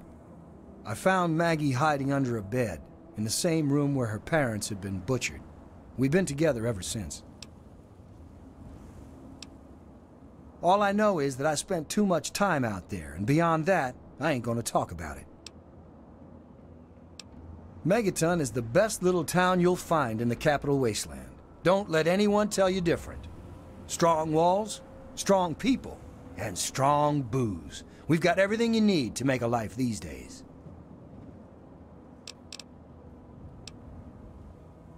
Me? I deal with the caravan suppliers. I used to ride with those guys, so they cut me some good deals. Helps keep the town supplied. But more importantly, I take care of Maggie. Of course, she's getting a little old to have Billy looking over her shoulder all the time. People have been saying that there's something wrong with the water purifier. But old Walter's been keeping that thing running for decades. I'm not worried. No reason it'd pick now to go down for good. Would it? Easy, man.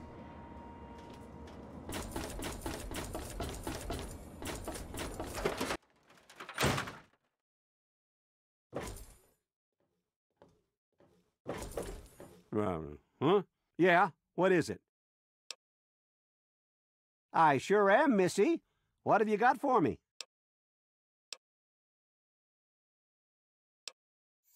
Are you serious? Why, I'll be. Thank you, stranger. I can't tell you what this means to Megaton. Well, back to work.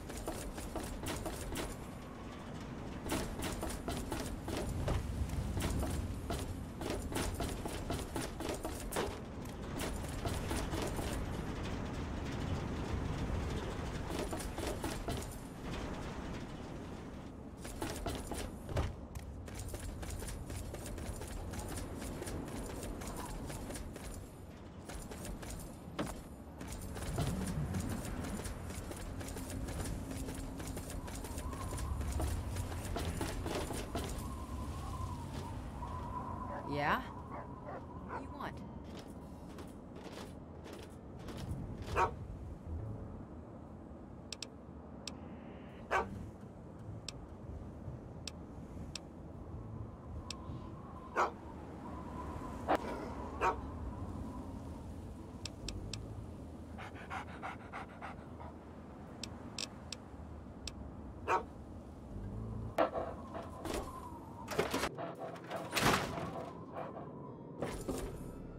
Are those hot little potatoes? Because, you know, they're on the ground, like potatoes, and hot because they, explode. Anyway, what's up? My very own landmine! Oh, just what I've always wanted. Well, always since I sent you out on this anyway. Now, tell me all about it. What was it like going through there? What's it like disarming a landmine?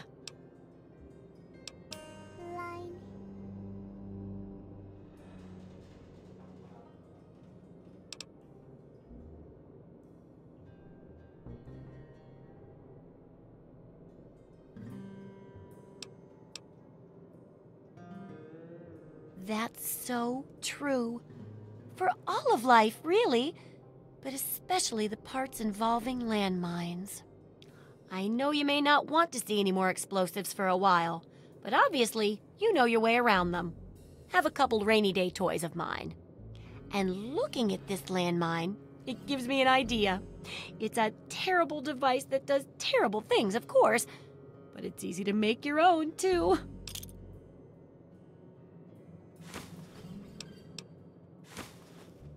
Correct. And it's looking very smart. Very smart indeed. They'll be dazzled by our intelligence. Here, for your services, I've saved up quite a few stim packs. Of course you may need them. We've still got 2 more chapters to go.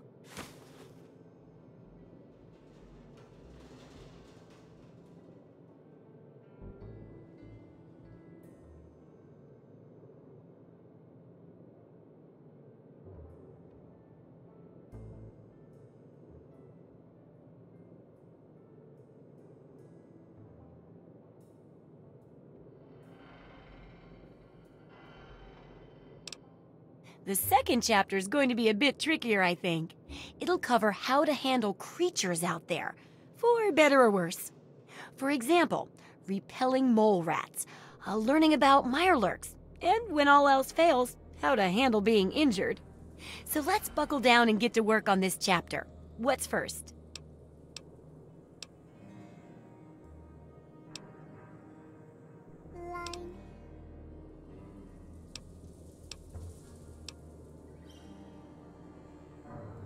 Mirelurks are a big threat in some areas, and knowing more about them can help people learn to avoid or even outsmart them. So I picked up this observer device to study them in their natural habitat. I need you to hide one in one of the spawning pods in their lairs. That's great. I recommend the nest at the Anchorage War Memorial. I knew a trader who talked about the mirelurks down there. Just go inside and find one of their spawning pods, probably down near the water. Put this observer inside and get out quietly. And be sure not to kill any mirelurks inside their nest. If you do, it could ruin the validity of the study.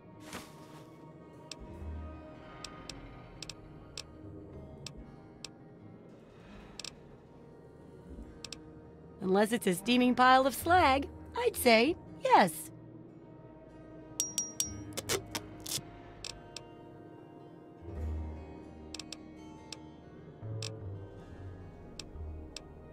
Sure.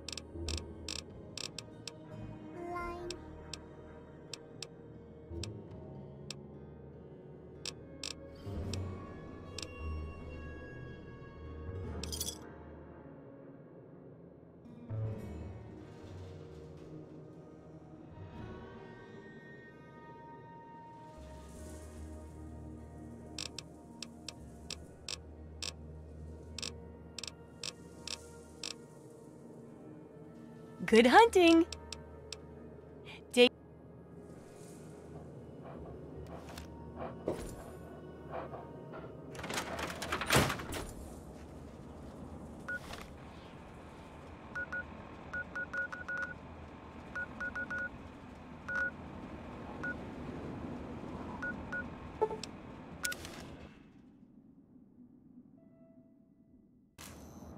Hey!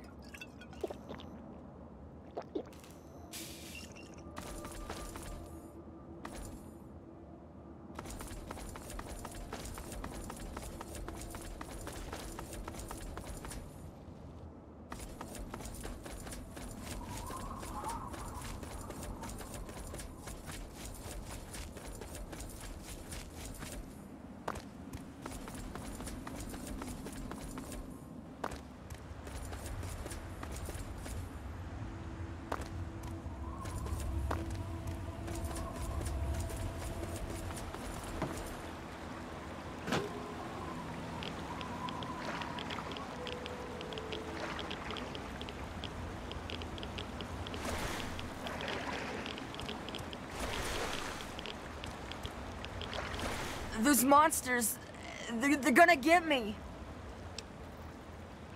Those things, they keep coming. They scare me. Make it stop.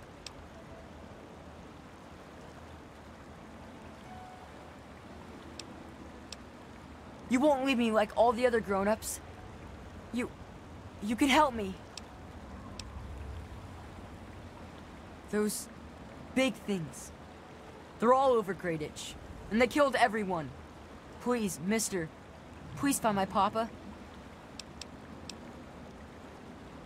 You will? Really? Thanks a whole lot. My house is the one closest to the huge sign and the old diner. Please, find my papa and make him come back. You know, maybe this will help and maybe it won't. But Papa hid a bunch of stuff behind the old diner and a dumpster. He trusted me with the key and said it was for emergencies. But I bet he wouldn't mind you having it.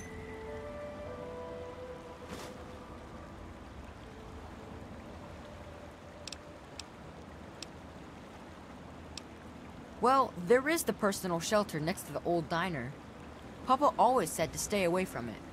But I guess it's supposed to be safe. I'll head over there and wait inside. Hurry back.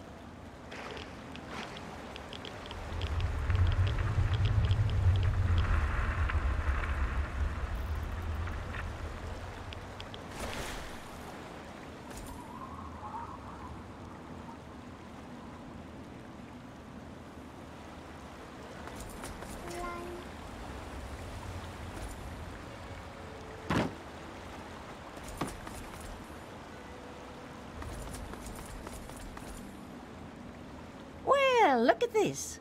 We got us a wanderer all the way out here in Wilm's Wharf. You must got some important business out here to be wandering around, but 'tain't none of my beeswax what you're doing. But if you're interested in trading, maybe we can help each other. My boys are hunting lurks. Finest meat you could get, but he don't move around in your stomach like mole rat does. Right dangerous, those things. Just as soon take your head off as look at you. Watch yourself out here. They're all over. Some fellas came out here a while ago that said they was looking for some do-gooder that came out from one of them vaults. I told them I ain't seen nobody like that and sent them on their way. They might still be around here, though, if you think you can help them. We always need bullets. Takes damn near 100 of them to kill a guy.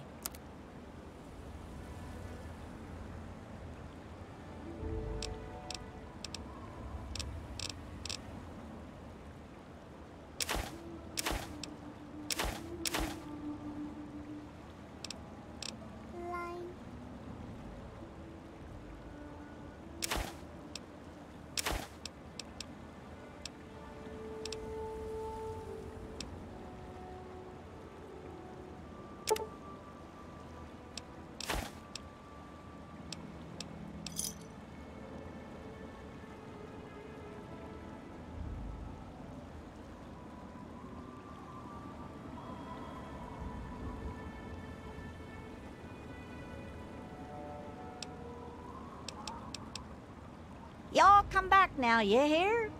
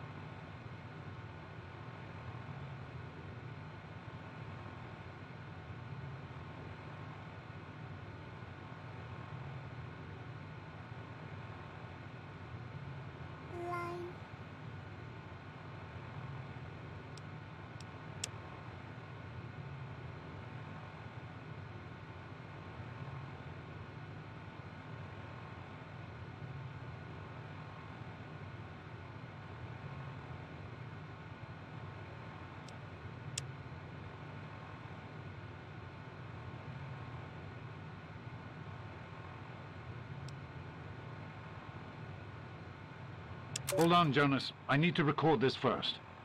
I don't really know how to tell you this. I hope you'll understand, but I know you might be angry. I thought about it for a long time, but in the end, I decided it was best for you not to know. So many things could have gone wrong, and there's really no telling how the Overseer will react when he finds out. It's best if he can blame everything on me.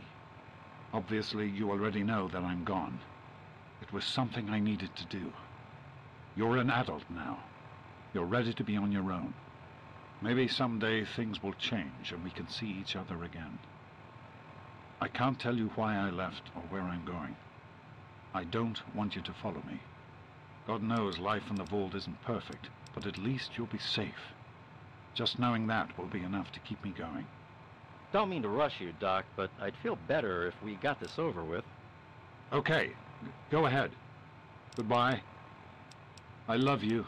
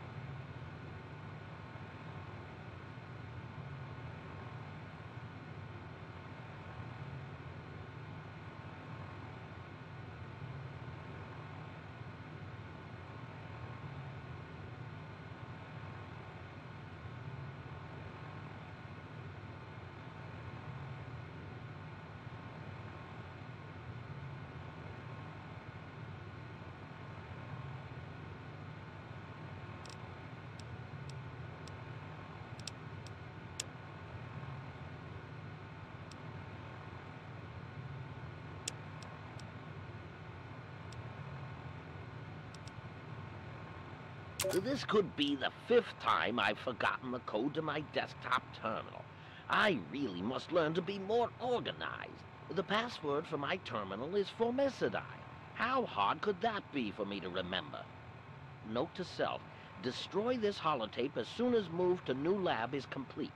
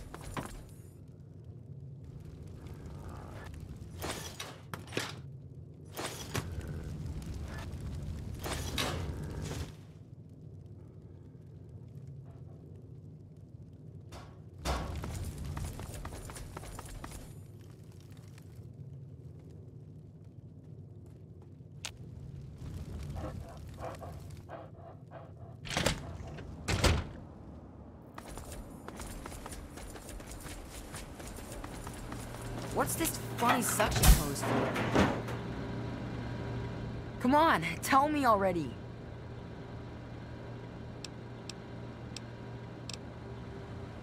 Oh no. What happened? He's dead? I guess I already knew. Besides, I'm too tired to cry anymore. We've gotta stop it, so this can't happen to anyone else's family ever again. I wish I had met you a long time ago. And then maybe my dad would still be alive. Thanks for doing all this. I'm feeling better now that you're here. It used to be kinda nice. No one bothered us there. I guess because we were so close to DC. There were 7 of us living there in tall, old brick houses. I think I'm the last one left. Those things took everyone else. Nah, people don't like to stay long in Great Itch. The DC ruins aren't a great place to make a home, you know. In fact, Papa was talking about moving on soon. We've been here for maybe a year.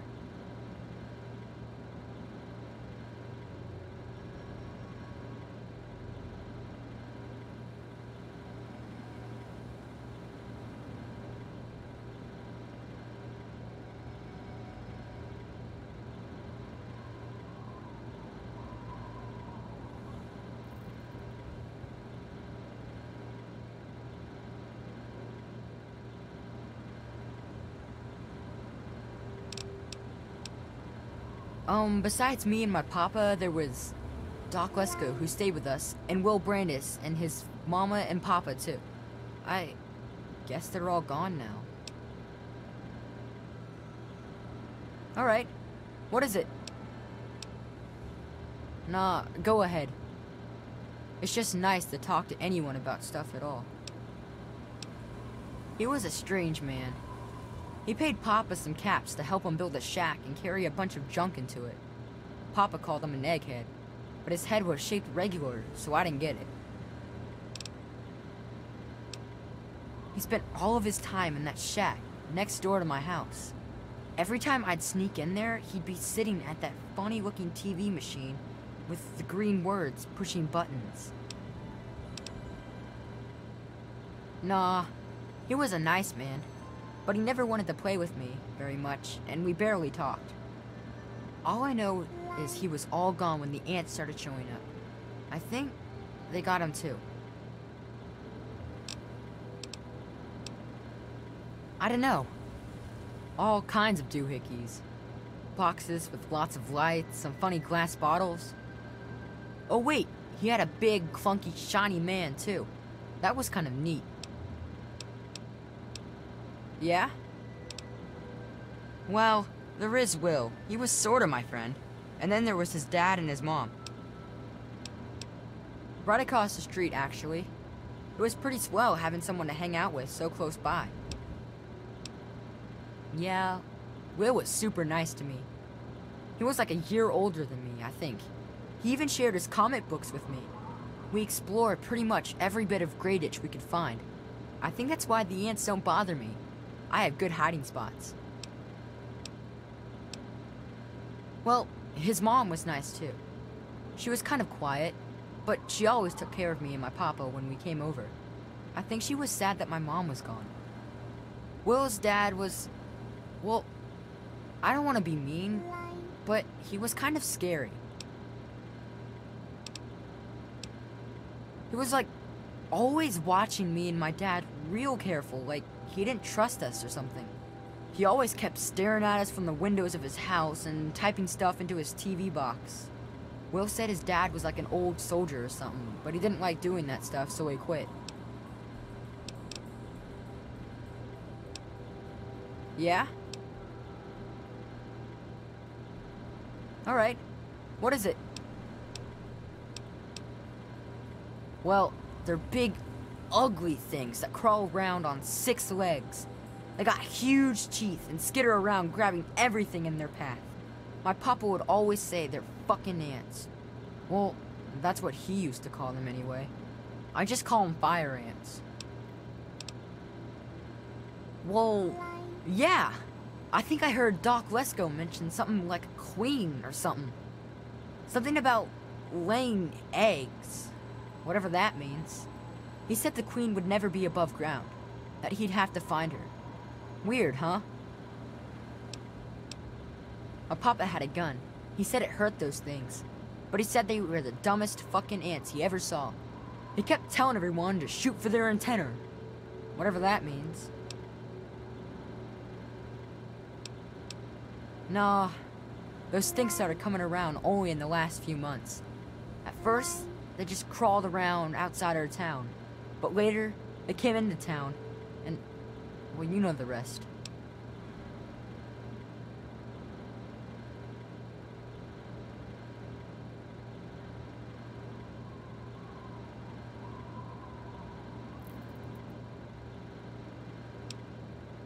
Alright, what is it?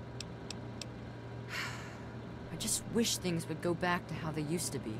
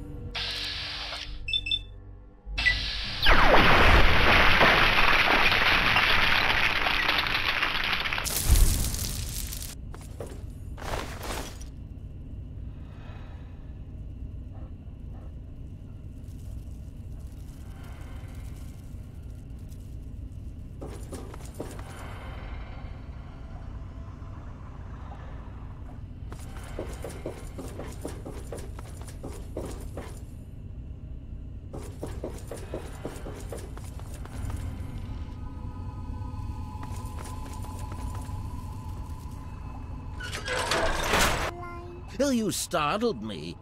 You really mustn't creep up on people like that.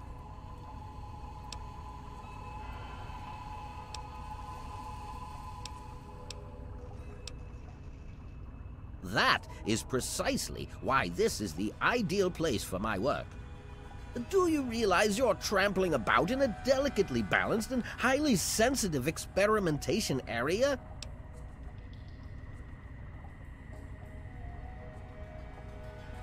My experiments are of a complex nature and would take a scientist to explain. Oh wait, I'm a scientist. How marvelous. My foray into reducing the girth of these insectoid creatures is of utmost importance. I intend to generationally reduce their immense stature by way of a pre-birth induced mutagen. Isn't that clever? My word, you understand perfectly. How marvelous! Well, I'm afraid I've made slight miscalculations in the mutagen. Instead of lowering their size, the brood hatched with a new biomechanism. I call their genetic aberration pyrosis, the ability to emit flame from their bodies. I may be able to correct this error, but I can't get near my equipment.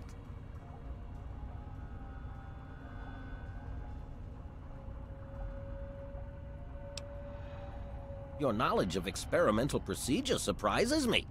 Indeed, I have skipped a step and directly modified an entire brood. Perhaps I was too hasty. I was so certain it would work.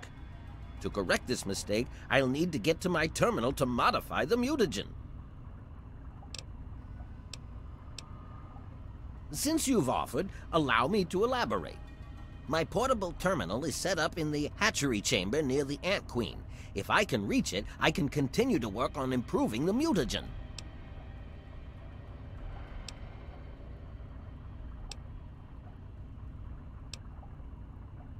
If she were harmed in any way, months of data would be lost. Your objective would be to eliminate what I call her quintet of nest guardians. Filthy little abominations. I've rigged the equipment at my portable terminal to emit what I call an inhibitor pulse. Once I send this pulse, all of the remaining ants will lose their empathic link with the Queen and frenzy, destroying each other in the process. So, that's all there is to it. What do you say?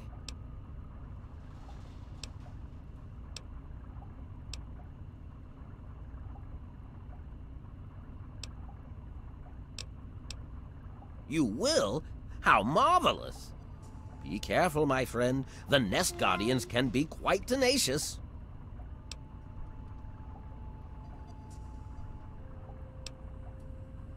Well, the mutagen has enhanced their fortitude and provided them with what I call pyrosis, the ability to emit flame biologically.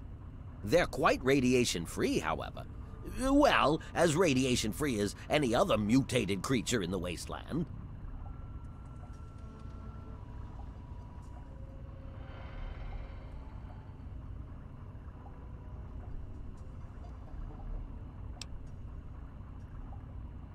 Must I again remind you that the Queen is to remain completely unharmed? If she's hurt or killed, there's no telling how long it would take me to find a suitable new subject. Just let me issue the inhibitor pulse and it will have a similar effect. Playing with genetic codes isn't simple. Do you realize one tiny tweak at any point in the last million years could have completely changed us? Going from attempting to change their size to generating their pyrosis ability is no surprise at all.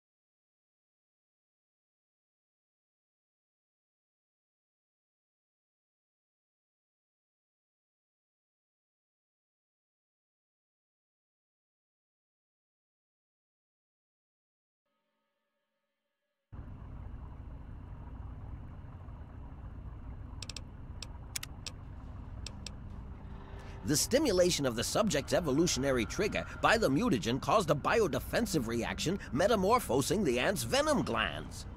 This process caused unexpected oscillations in the venom molecules at such a vast rate it produces a thermodynamic biochemical reaction. As the subject ejects the volatile solution, it becomes conflagrant due to new structures in its maw. I call it calefaction array. Amazing, isn't it? Yes? Far too curious. His incessant questioning would often come when I was the most absorbed with my calculations. He had no regard for the importance of my work.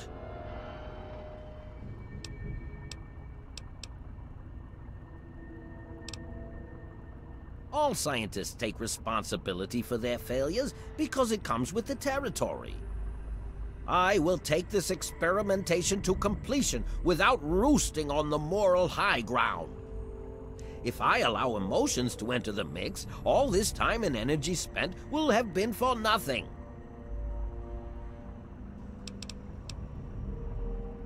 You have your ideals and I have mine. I'm down here to complete my experiments at any cost.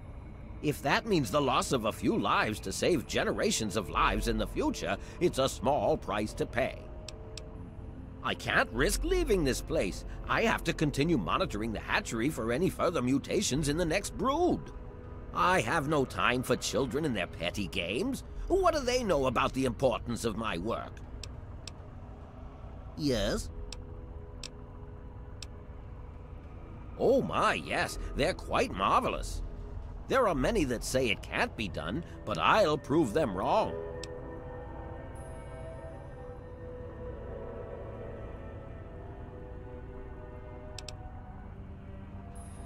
Well, I may have used a few, shortcuts, yes.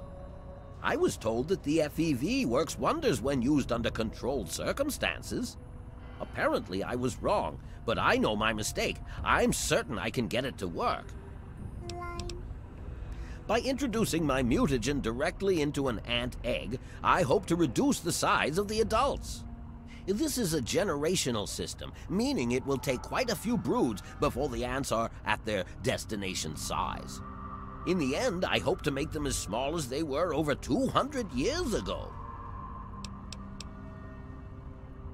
Destroy? Oh, no, no, no! You mustn't do that. It's my life's work. Just clear me a path to my equipment and I'll do the rest when you tell me it's safe. Yes?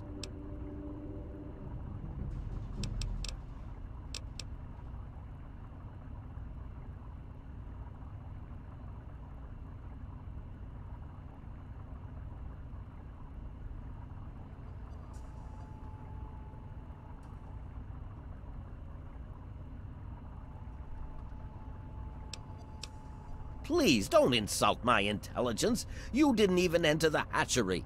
Now, I believe you have a job to do?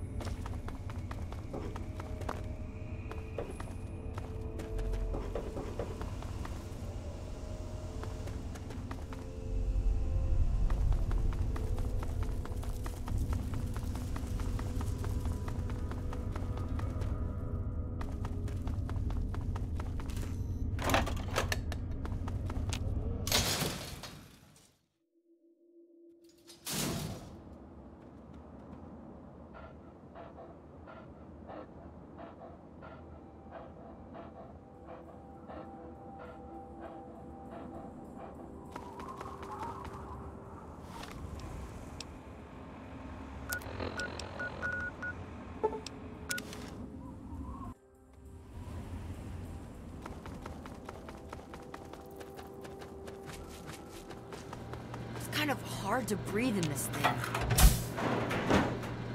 It was so weird. All of a sudden, the ants went nuts and started fighting each other. It was like they were totally crazy. It was really scary, but kind of cool at the same time. You know what I mean? I wish I had something to give you for all the work you did, but I never really had much to start with. I guess now you'll be on your way, and I'll have to try living here by myself. Hope you'll come back and visit someday.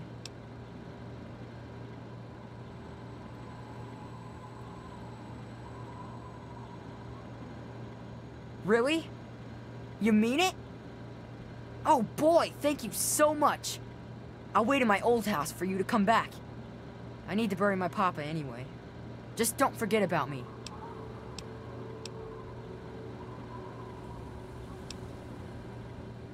Well, Papa always told me about my cousin Vera. She lives in some big, giant ship somewhere or something. Papa called the place Rivet City, but I don't know where it is.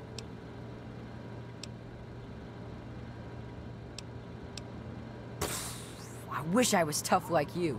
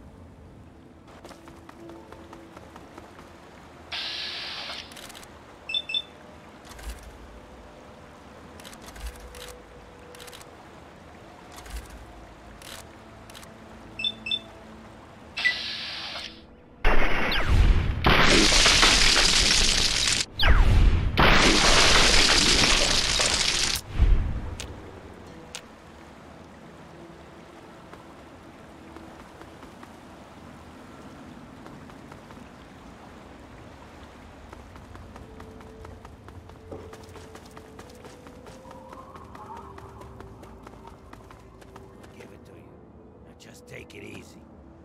You're not taking our water.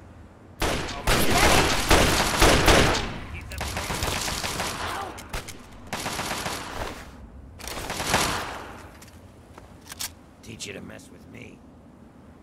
You better get out of here. I hope you're not here for that water, because we're leaving with it, and my mama never taught me to share. I guess I'll take being robbed over being killed, but I don't have to like it. Take your water and get the hell out of here.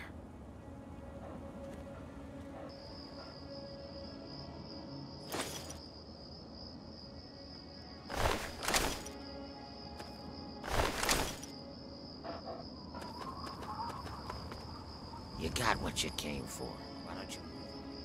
I'm not looking for new friends at the moment.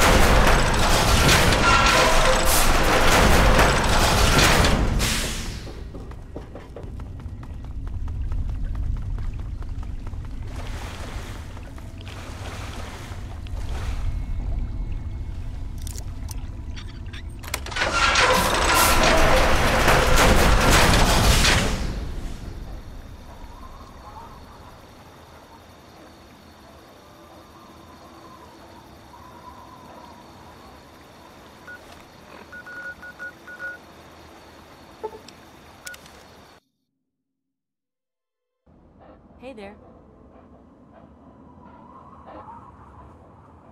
You looking to trade, stranger? Check out freighter sites online.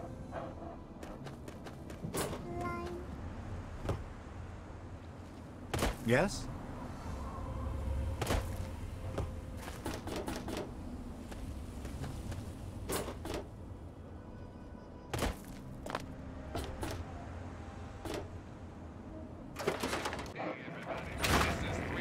Welcome home.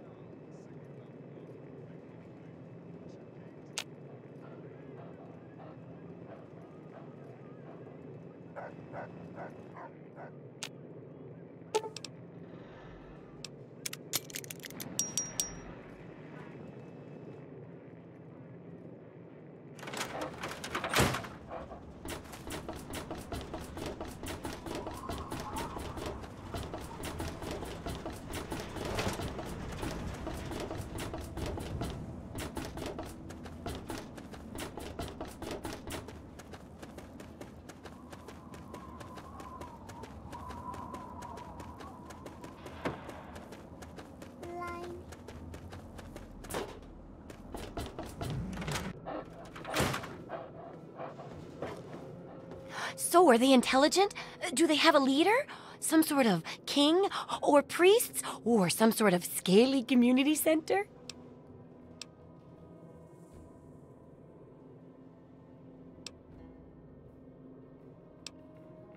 Oh no.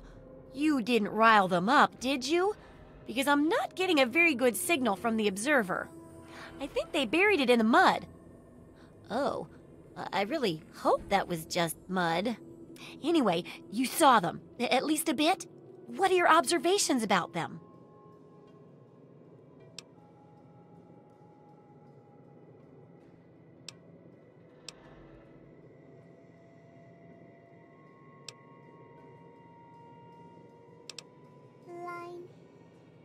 Interesting. I wonder if the toxicity of the water caused their mutations and forced them to adapt to the ground as well. I wish we could have gotten more information, but this will have to do for the book. Here's your pay. Maybe they'll help you be sneakier next time. There's a sort of mole rat repellent I've developed. I need it to be tested on a few mole rats before I can say it's a success. I hesitate to ask, but I'll need to examine the effects of serious physical trauma. I wouldn't ask if I couldn't fix you up afterwards, of course. And that should be it for the second chapter. Which do you want to check out? Well, I never get to study anyone who's severely injured. Not without them crying to be fixed right away or trying to bleed out and all that. But obviously, you can handle a lot of abuse. So if I'm ever going to find a good example of human anatomy and injury resistance, it'd be you. Next time you get badly injured, return here so I can examine you before I heal you up. I mean, you're going to get yourself hurt anyway, right? That'll save a lot of time and effort. Oh, and blood on your part. A real-world example might help more, but I won't turn down the help. Oh, and here's your pay for it all. Guess you earned it by working smarter, not, more self-destructively. Mole rats can burrow into almost anything and cause a lot of trouble. So I figured I'd make a chemical repellent stick for people to shoo them off.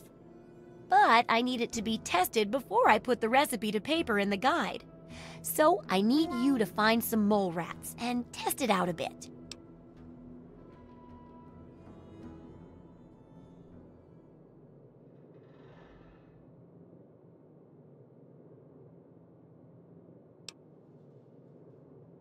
It'll be easy. One tap with the applicator and it overwhelms their senses with a sort of feel-bad sensation. Then they're gone before you know it. You could test it out on just a few mole ratties, but for real testing, try it on 10 or more. There should be plenty in the tepid sewers downtown.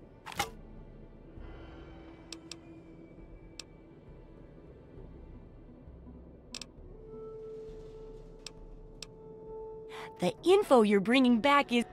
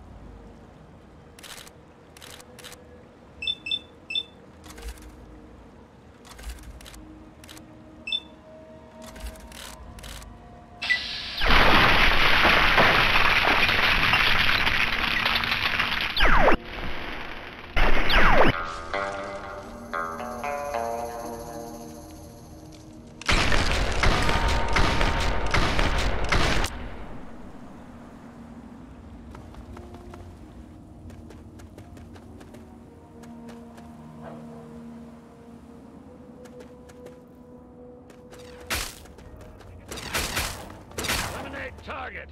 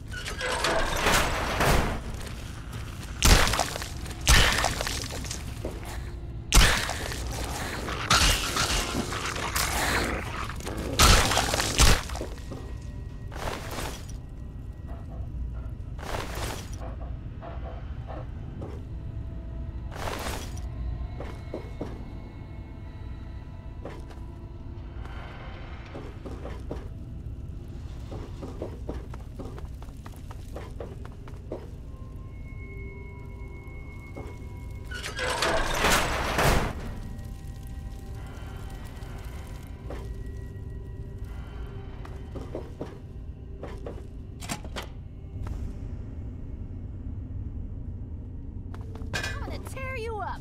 Yeah! Tear them apart! Die!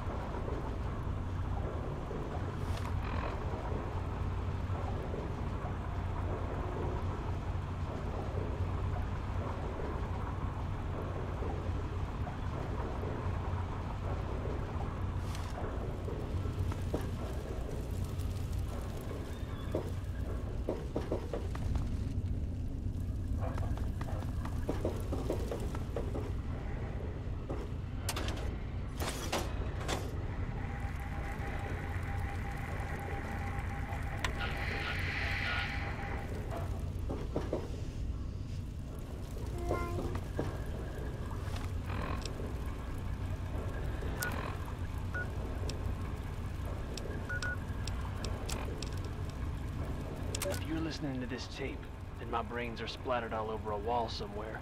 You've got a job to do. You need to retrieve the package and get it safely to Ronald Lauren and Girder Shade. Tell him Grady sent you.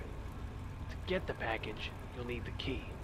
I've stashed it inside an old fire hose case in some maintenance closet at Marigold Metro Station. The key will unlock the safe that contains the package. Look for the room marked by a spinning light. You can't miss it. Good luck. And hopefully, they won't find you too.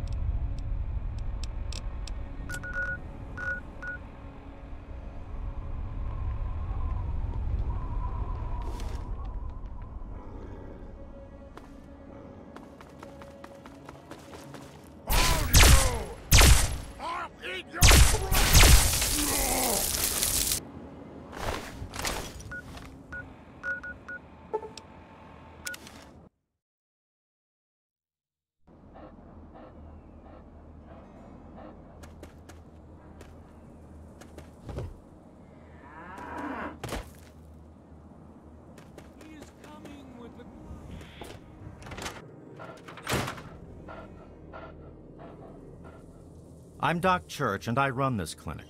Now, before you go asking me for help, you'd better know the rules. Rule 1, don't bother me. If you do bother me, you better be damn near dead. I'm busy enough taking care of people I actually like. Follow my rule, I'll keep you patched up, I'll keep getting paid, and we'll get along just fine.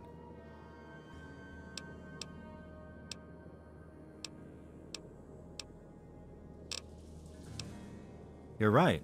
You do need a doctor. Lucky I happened along, but first let's discuss my fee. 100 caps ought to cover it. All right, hold still. Here, hold this end for me. Okay, now give it back. All right, that should do it. You need anything else? Let's get on with it then. Yeah? What do you need?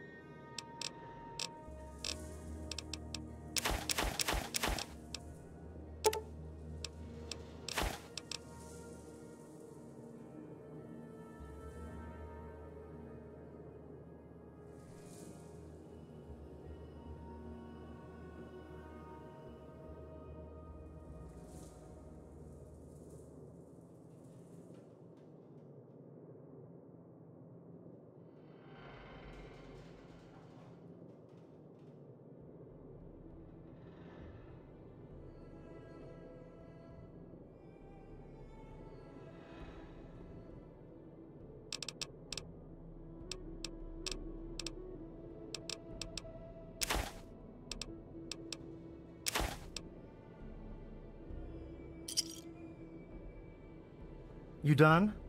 Good. Try not to hurt yourself.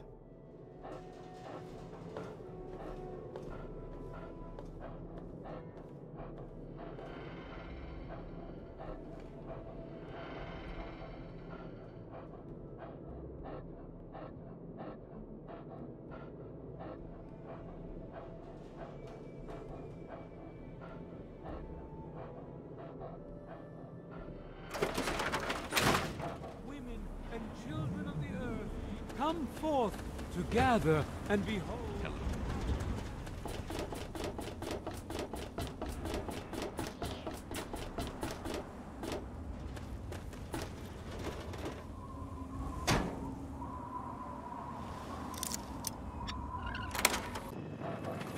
Kill them all and let God sort them out.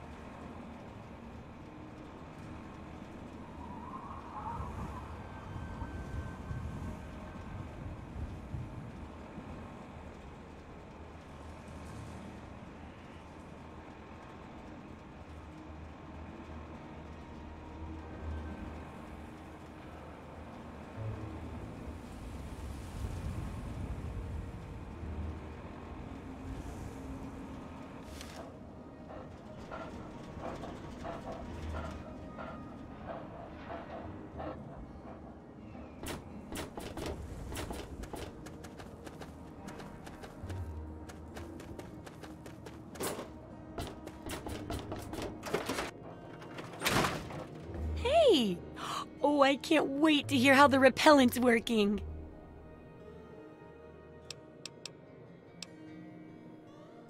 Oh, excellent! Substantial field testing, precise reports, and such dedication. What more could I ask for in a research assistant? So, how did my chemical repellent work? Safe and clean like a charm, I'll bet.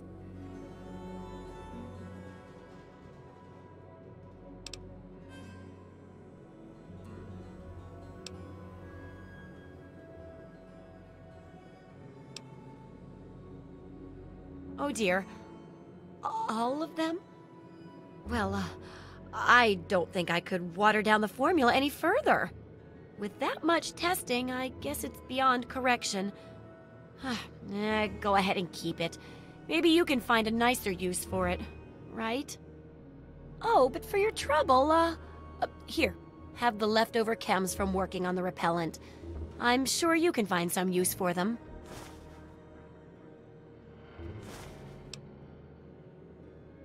Correct as always. And your feedback's really led to a very smartly written book. Maybe too smart for some folks, I worry. Of course, if the reader can't be bothered to understand something important as a book on how to stay alive, then what can we do, huh? And in case those readers blame you for their ignorance, here's your payment. 2 big boxes of ammo. Now, On to the next chapter. The last chapter is a bit more esoteric. It's about the survival of humanity as a whole and how to rebuild society. Deep stuff, huh? We need to know how large settlements are formed, how to harness the old technology, and I'll need you to get ancient history from a nearby library. We're in the last stretch now, so let's finish it up strong. What's first?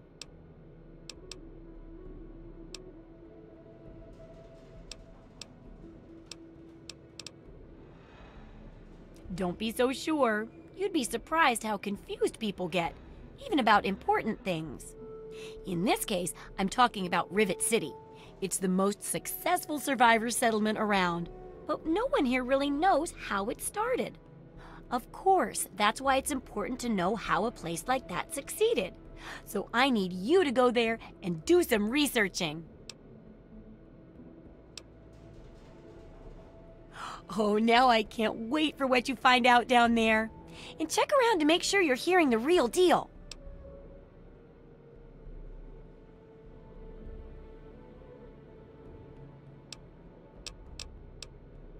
Come back soon.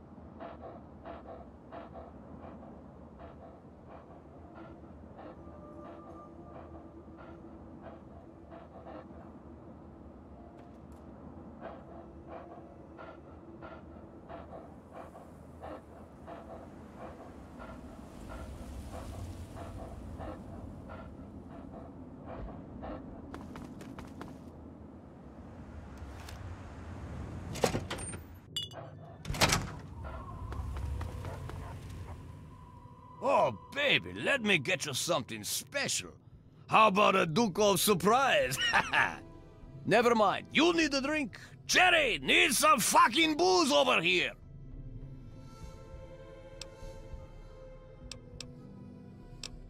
Haha, they're my party girls. I'm too much man for just one woman, so I need two. I wear them out every night. Why should they bother getting dressed when I'm just going to take it off?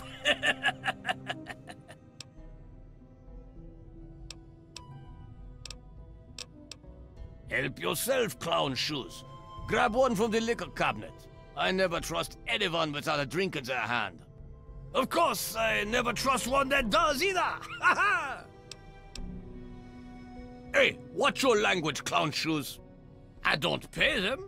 They take care of me, so I take care of them. We rub each other wrong all night long.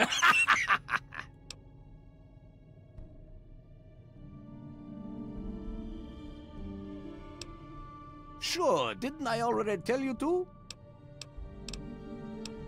Eating, drinking, farting, and screwing! Out here, nobody bothers me. I can do whatever I like to whoever I want.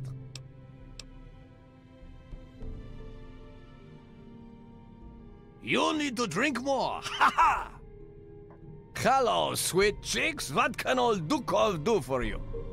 Never mind. You need a drink. Jerry, I'm thirsty over here.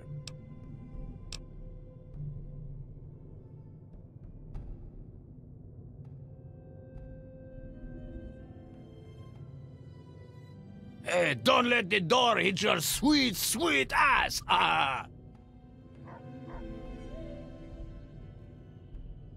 Hello, honey. I'm Fantasia. You're not going to be staying long, are you? Dookie doesn't like me to wear a lot. He says it slows things down. He's all right.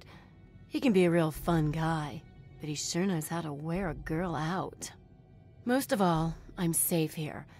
I wouldn't pull out a weapon, even just to show him. He gets kind of paranoid about that. Don't get in a shooting match with him. He's really good.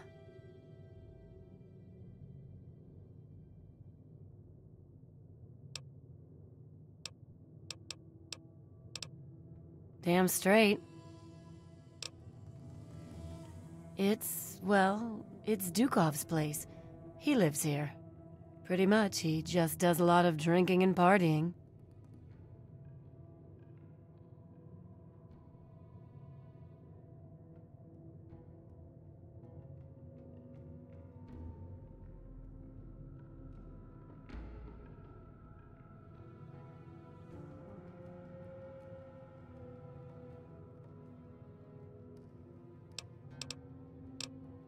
He's all right. I'd rather be a whore than dead. He's sweet for him, maybe. I'm just along for the ride. He's good with a gun and knows where to get booze. Bye-bye, honey. Hello, sugar. Hi, sugar. I'm Cherry. Do yourself a favor. Watch yourself with Dukov. He's all hands. Dukov likes to keep it hot. Ain't no need for nothing else. He's a lecherous old man. The only reason I put up with him and his needs is because I'm safe here. He tends to shoot first and ask questions later. Don't pull out a weapon near him. He's likely to shoot you. And he's really good. No sweat.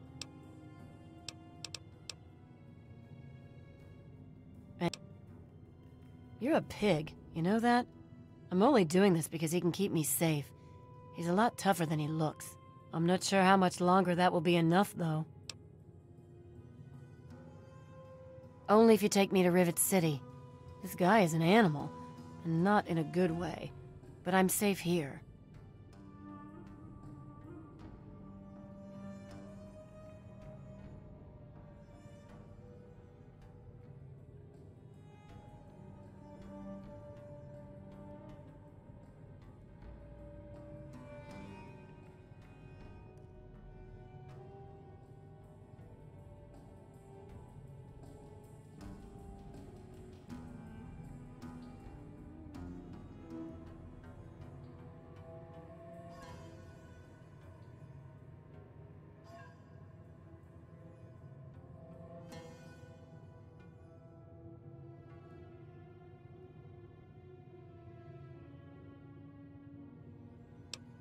Let me pack my bags.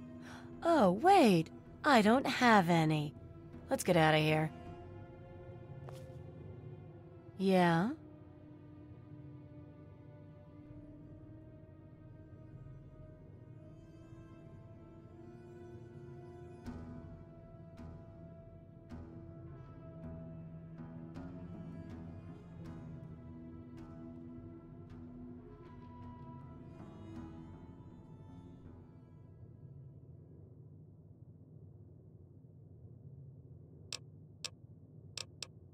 The sooner we get there, the better.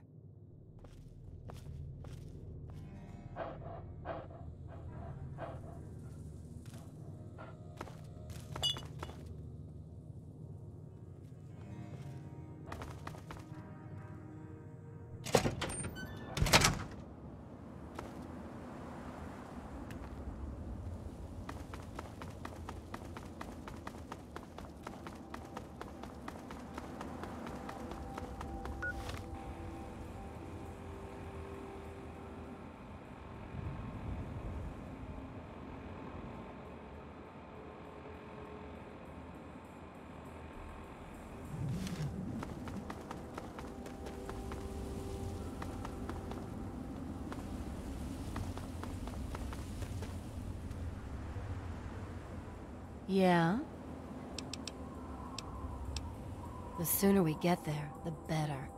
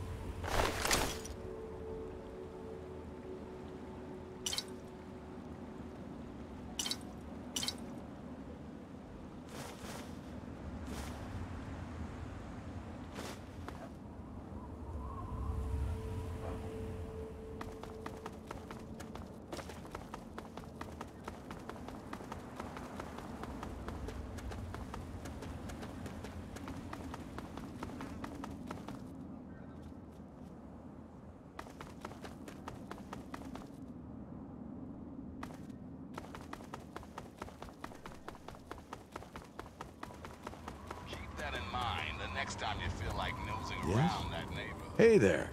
Thanks for listening, children.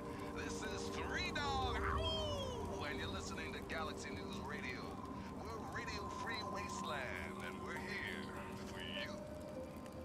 Time once again for an important GNR public service announcement.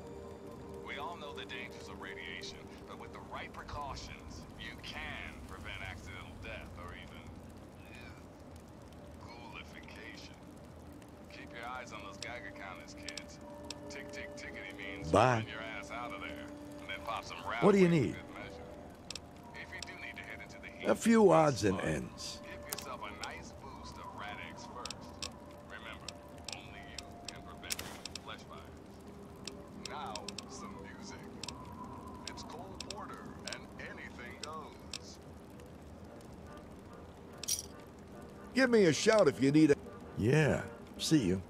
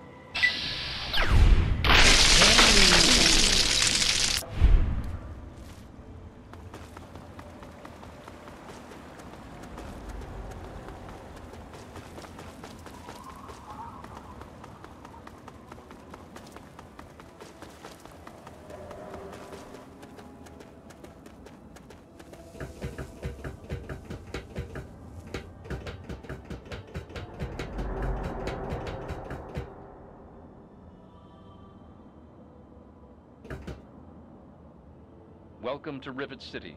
Please wait while the bridge extends.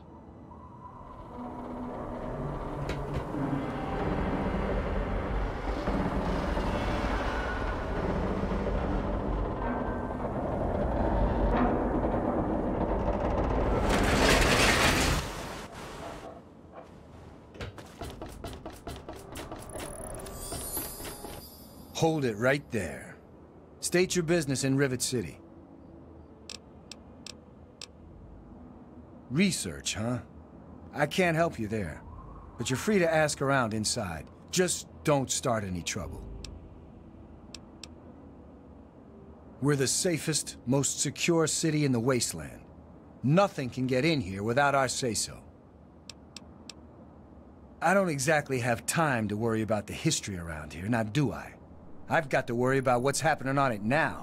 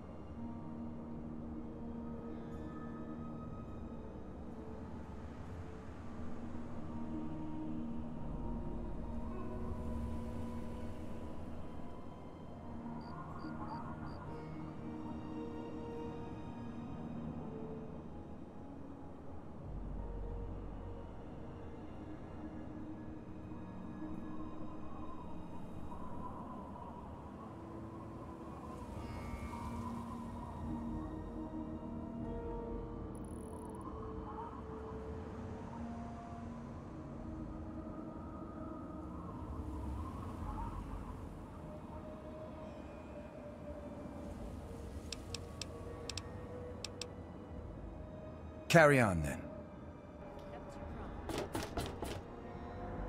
I'm on duty. Make it quick. Bye.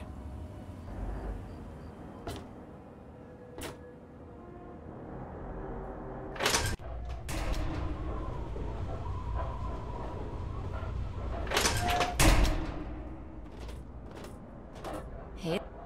Yeah, you're my hero. Don't let it go to your head. Seriously, though, thank you for getting me away from Dugov. Yeah, you're my hero. Don't let it go to your head. Seriously, though, thank you for getting... Yes, ma'am?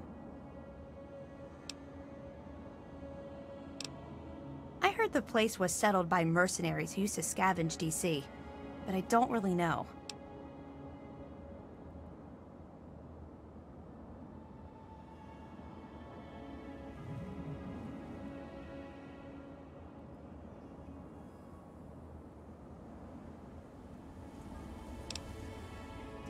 It's noisy, dark, and smelly. But we're safe here. No super mutants or raiders, and maybe Dr. Lee will find a way to get clean water for us. She's not very social. Stays in her lab in the stern. She's smart, though. Real smart. You mean like hitting on me? No. Most of them are polite. Even the ones like Diego that I'd want to flirt with seem to ignore me. Well, one of us is. Sometimes it seems like he doesn't even know I'm there.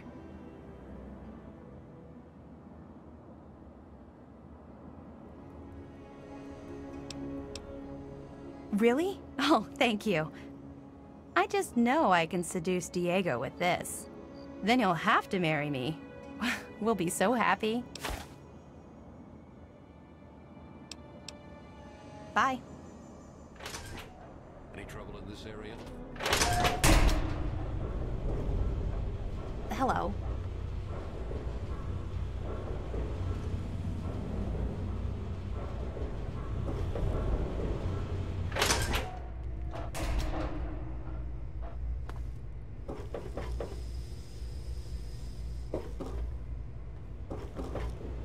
Hello.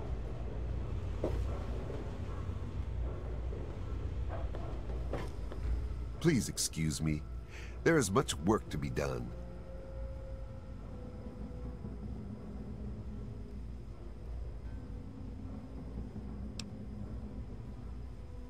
I help Dr. Lee when she needs equipment moved. I'm no scientist. I just help with the heavy things. Please excuse me.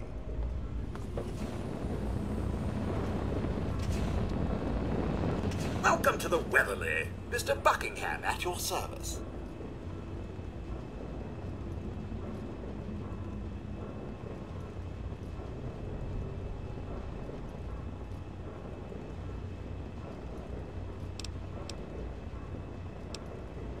This is the Weatherly Hotel. It's the finest establishment in Rivet City.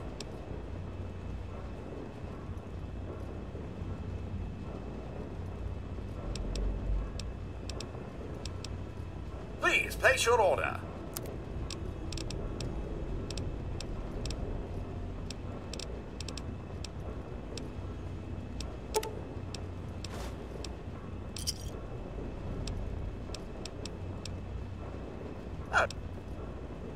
Excellent. Simply venture into the hallway, turn left, first door on your left. That is your room.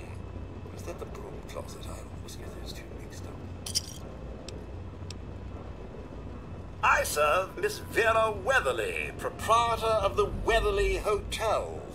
Not that it's any of your business. Yes, ma'am.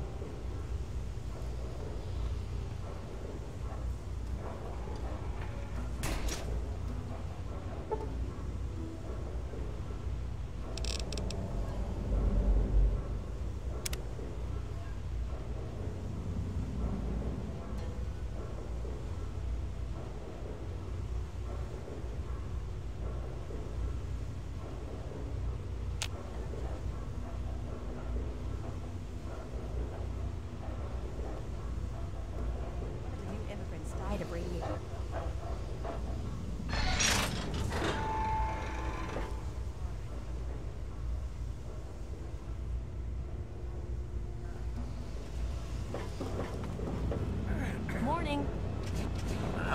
I'm Janice Kaplinski, Chief Botanist. What do you need? If it hasn't got to do with the science quarters, I'm probably not the one to ask. And Dr. Lee's so busy, you really shouldn't disturb her work. I did see a man talking to Dr. Lee, but I really shouldn't be discussing it. She's already in a bad mood. I'd hate to make it worse. You should probably just talk to her about it. So long. Welcome to the Weatherly Hotel. I'm your hostess, Vera Weatherly. Well, I really shouldn't tell you, but have you heard about Polly Cantelli? He's addicted to chems. His poor wife, Cindy, is at her wit's end.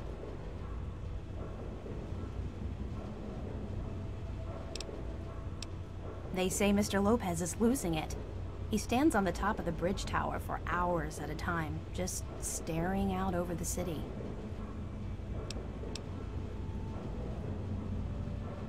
Poor dear. I know what it's like to be alone. I'd love to take him in. Don't worry. I have the means to keep him fed and healthy, but most importantly, safe.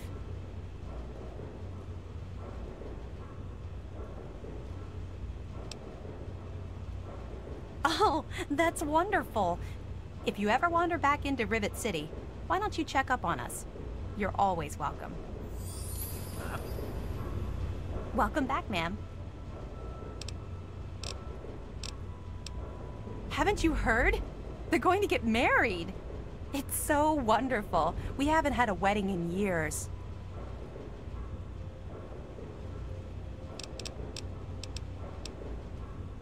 At 3 o'clock. Tomorrow. I can hardly wait. I'm so happy for Angela.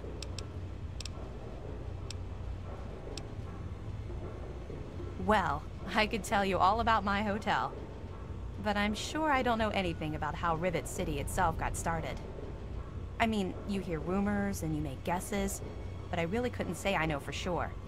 And I'd hate to lead you down the wrong path.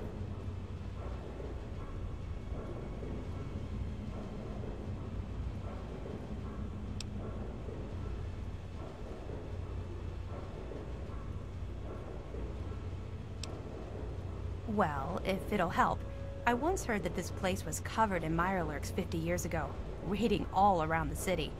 Eventually, some poor soul they thought would be lunch fought back and cleared out the whole ship. He set up the city in their place.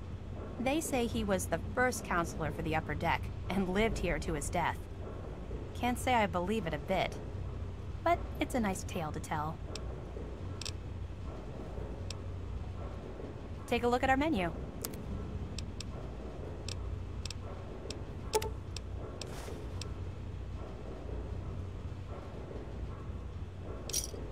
Give me a shout if you need anything else. Farewell.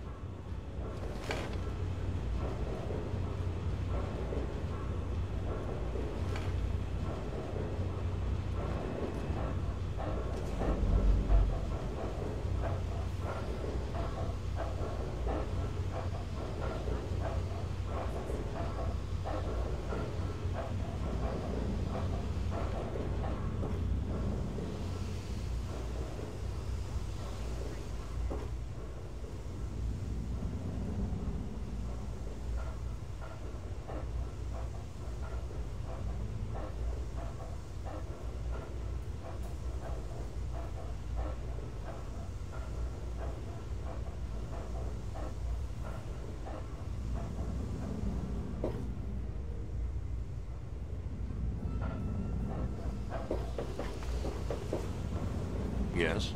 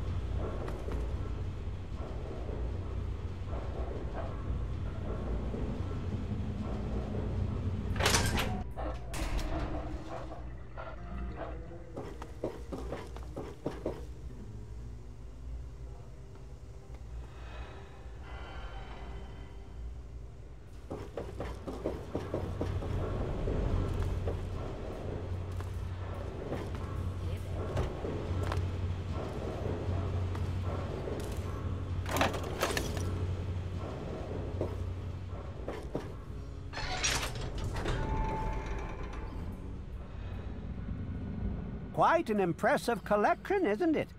Well, don't be shy. Have a look around. Abraham Washington's the name. Curator of this little slice of American history.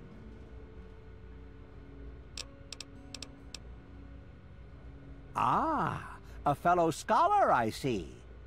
Each of the documents in this room tells a small but important story about the history of the United States of America.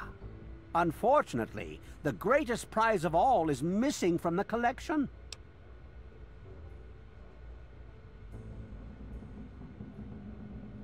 In 1776, the Second Judgmental Congress got together and adopted a document drafted by none other than Thomas Jefferson himself. It was the day the United States of America earned its name and secured its place in history.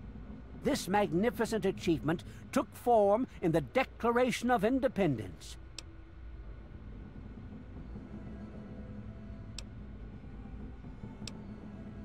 Oh, would you? It would mean so much to me and the Society's collection here.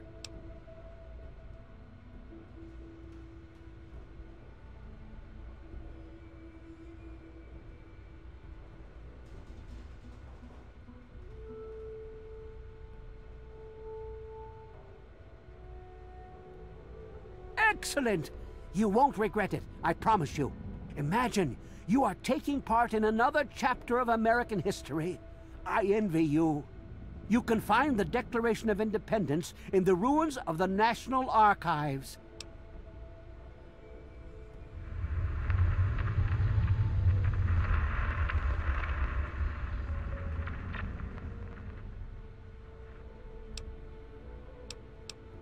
Please ask then.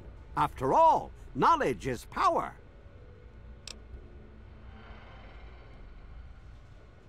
Well, this is quite embarrassing, actually.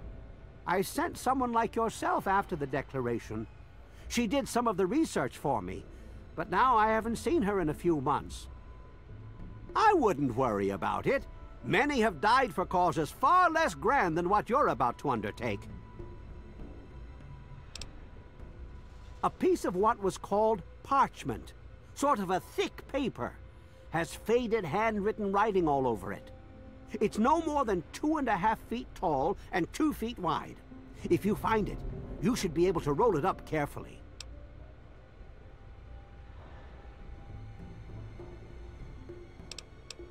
On July the 4th in 1776, a group calling themselves the Second Judgmental Congress got together at Fort McHenry in Maryland.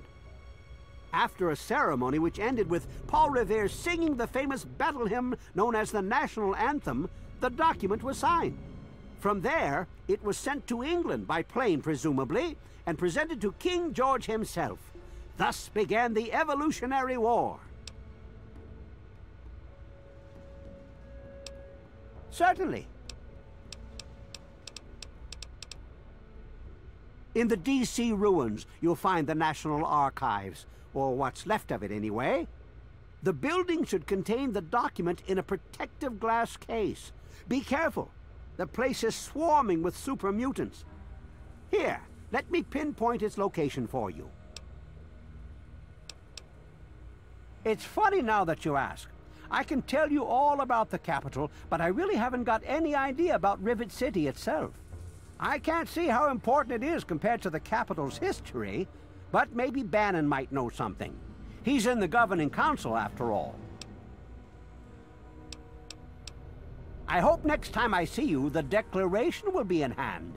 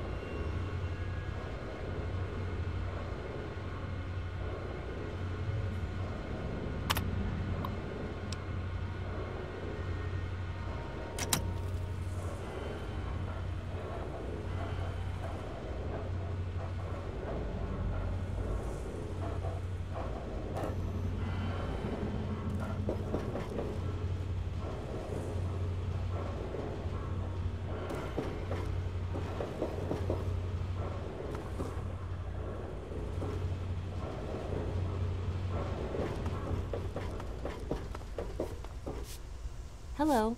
This place won't clean itself. That's my job. Look, I'm busy. Look, I'm busy. Look, I'm busy.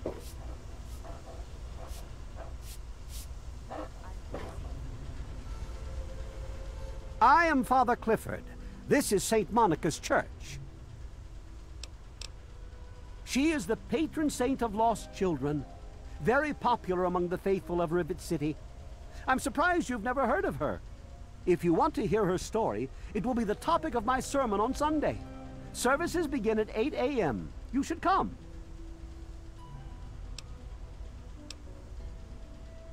Yes, my flock is all of Rivet City.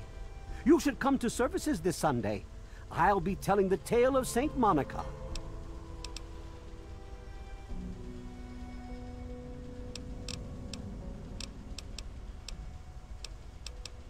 You mean that he's left the priesthood? Yes. They are going to get married. Well, at least I get to perform the ceremony. Oh, it's not the past of the city that I dwell upon, but the future of its inhabitants. But if you're interested, I believe Miss Weatherly or Mr. Bannon would be glad to speak with you on the subject. You would? I mean, certainly. We humbly accept whatever you can spare. However, St. Monica looks most favorably on donations of 100 caps or more.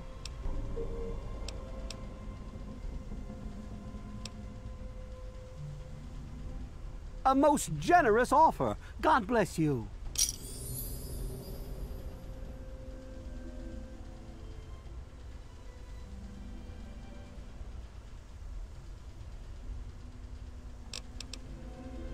St. Monica.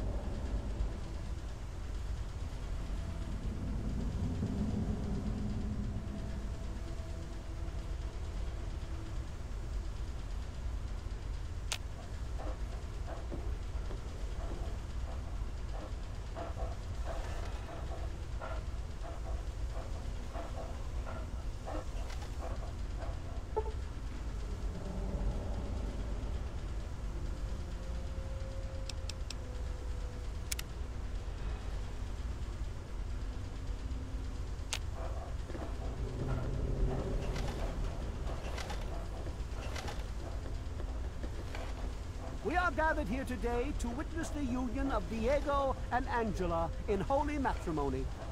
They have asked that their marriage be blessed by God and by St. Monica. They have also asked that it be witnessed by their friends and family. Diego, will you take Angela for your lawful wedded wife, to have and to hold from this day forward? For better, for worse, for richer, for poorer, in sickness and in health, to love and to cherish until death do you part? I do. Angela, will you take Diego for your lawful wedded husband, to have and to hold from this day forward? For better, for worse, for richer, for poorer, in sickness and in health, to love and to cherish until death do you part? I do. I now pronounce you man and wife. What God has joined, let no man tear asunder.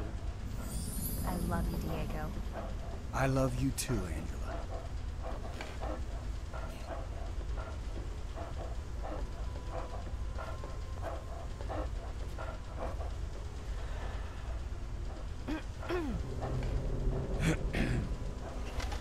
I'm gonna go play with James.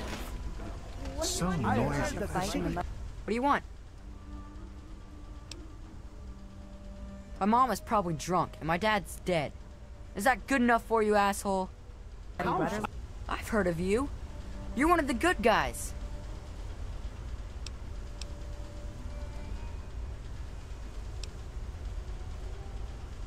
It's a boat.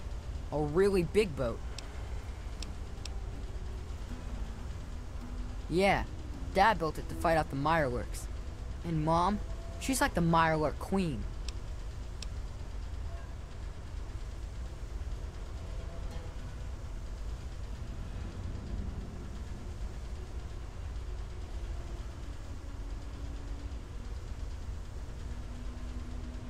Of course I'm not afraid. I'll take it and he'll never know. I'll have it by tomorrow. Whatever. I could hardly sleep. Hey, you don't look hurt. What can I do for you? Sure thing. Here's what I have.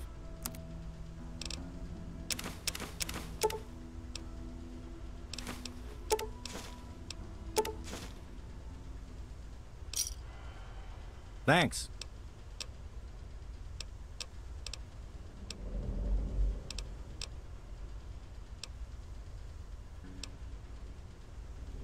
He's totally strung out. It's going to kill him one of these days.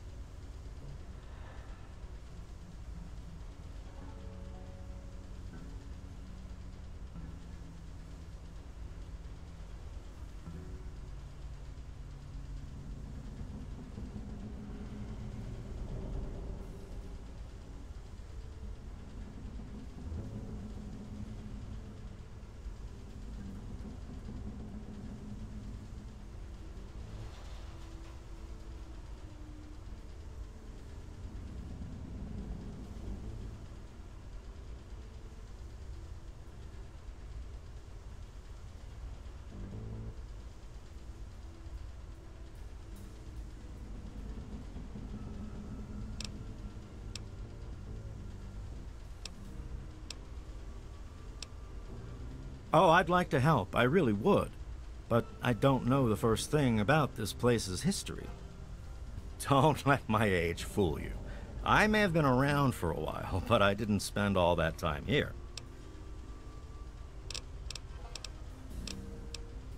Take care of yourself. Quick Fix has something new.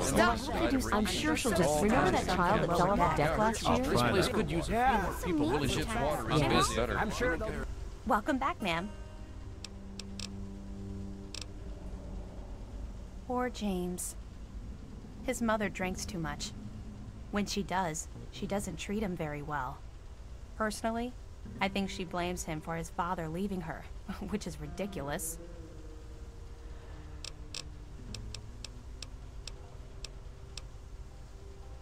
Farewell. Soon we'll all end up like her. Welcome to Rivet City Supply. Howdy, I'm Seagrave. Seagrave Holmes. I have a little of just about everything here. A what? Look, if you just want to crack wise, go somewhere else. But if you've got stuff you want to sell, then I'm your man.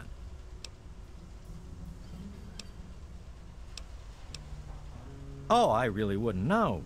I mean, long as I can remember, she's just been here, soaking up all the repairs and attention we can give her. I grabbed a wrench and joined in the reconstruction pretty much first thing out of the womb, but I never really cared about the politics.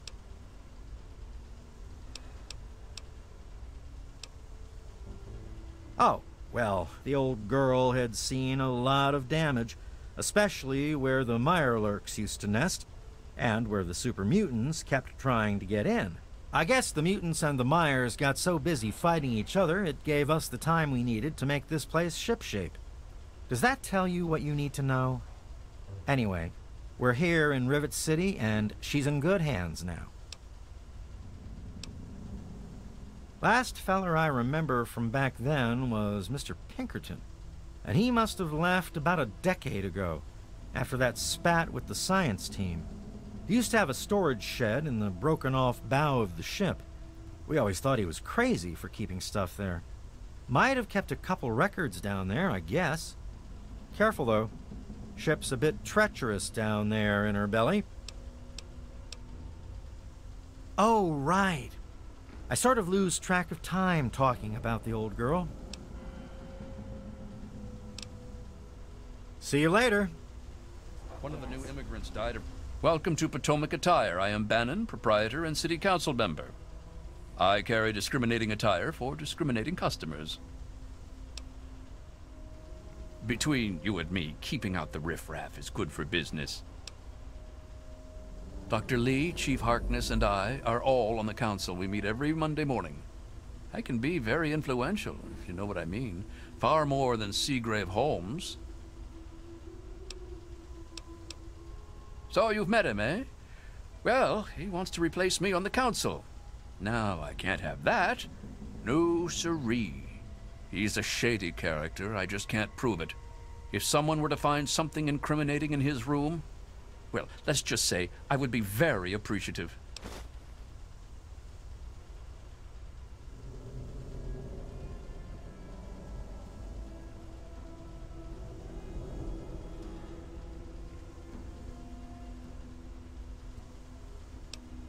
Dr. Lee, Chief Harkness, and I are all on the council. We meet every Monday morning. I can be very influential, if you know what I mean.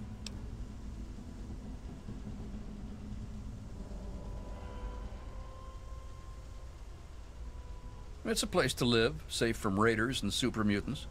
With Dr. Lee on our side, maybe we can even begin to rebuild the world.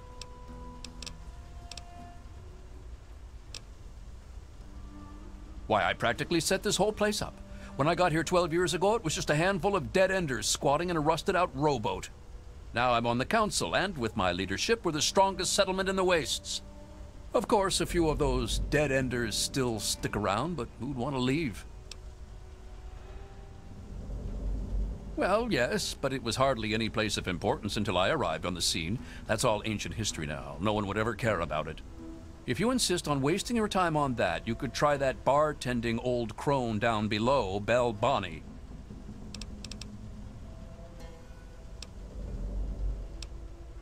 Straight to the point. I like that.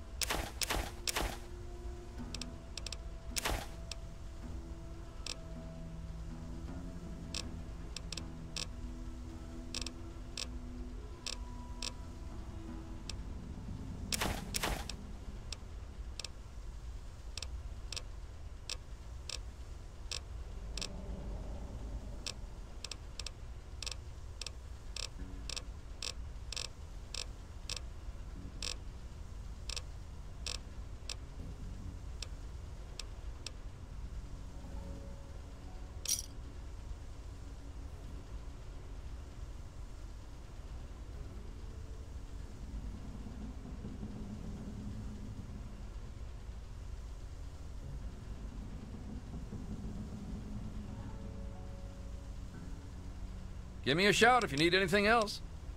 Come back soon. Radiation. You're about to poisoning. don't mind me. I'm Gary. Gary Staley. If you ever get hungry, stop by Gary's Galley. Perfect timing, then. My galley is in the market at the far end. I'll save you some Mirelurk cakes. Mooning over him? You have old news, my friend. She married him. They are such a happy couple. Yeah, he comes by every night around closing time and tries to get Cindy to let him close up. Thank God she's smarter than that. I know a lot of places opened up when they got the hydroponics bay working, but that's hardly the start of it all, is it? Actually, Vera Weatherly might know more. She's always here and talking with folks, so if anyone's picked up a story or two, it'd be her. Bye. Last night? Yeah, I heard she Yeah, was drinking. Bill's going to... Stay away from me. What do you want? Are you one of them? I suppose it doesn't matter if I tell you. I used to be a slave. I saw a slaver on this ship. His name is Sister. I'm afraid he's after me.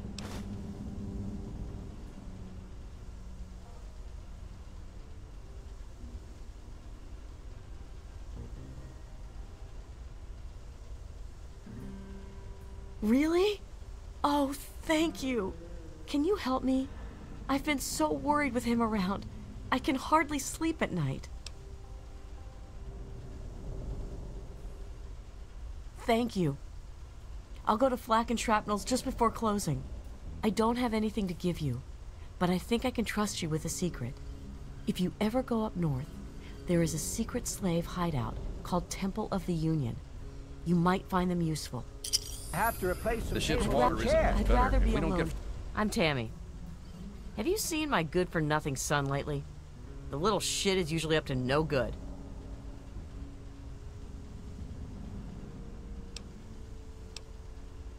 You got that right. My James sure is. Sit down and buy me a drink.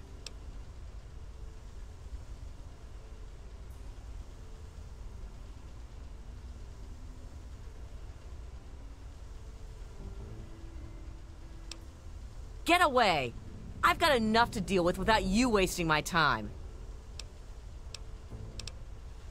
The Muddy Rudder. Belle waters down the liquor, but it's cheap. It's on the lower deck. I'm sure she'll just scrounge some from the lower deck. May Saint Monica bless you. Yes, I did. It was a beautiful ceremony. Unfortunately, I am now short one acolyte. But this was God's will. I'm sure it's for the better. Saint Monica bless you. Welcome to a... This is a quick fix. I mean, that's the name of our shop. Polly and mine, that is. My name is Cindy. Cindy Cantelli. No, no, no. I would never do that. Polly does. Sample it, I mean. He's my deadbeat husband. He's hopeless. I have to keep him away from the shop, or he'll rob us blind. One of these days, he's going to end up dead. Well, I don't really know, to tell the truth. How does any city get started, really? But I've heard Bannon talk about how he was responsible for its success, so I'd ask him about it.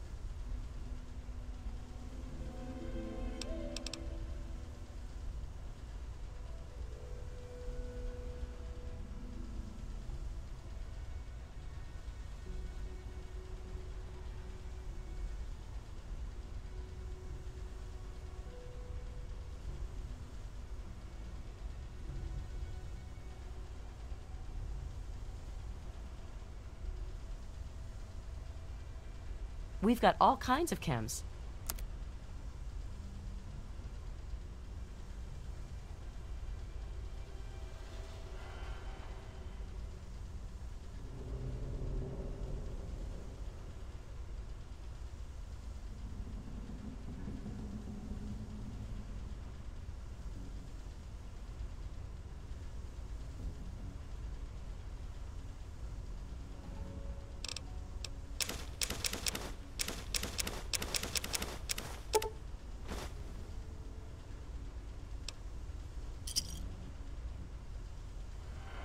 Another satisfied customer. I'm sure... You make it quick. I'm on a tight schedule. Later. I do the repairs around here, so if you see something that needs fixing, let me know. One of the new immigrants. Radiation poisoning. River water. The ship's water isn't much better. If Hey we there. don't get fresh water... Have you seen my husband, Polly? Nice day, huh?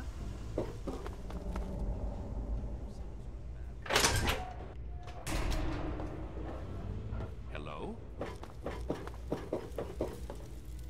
Hello? I'm Flack. If you want a decent weapon, stop by Flack and Shrapnel's.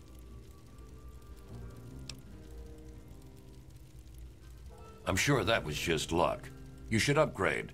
Check out our shop in the market.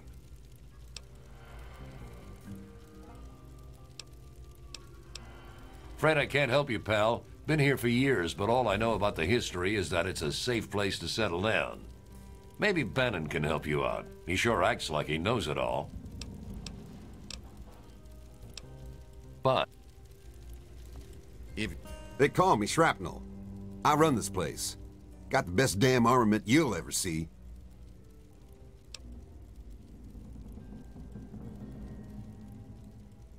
Ain't seen many of those around lately.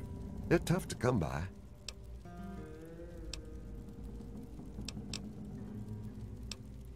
History? Fuck if I know. Hell, fuck if I care. What you looking for?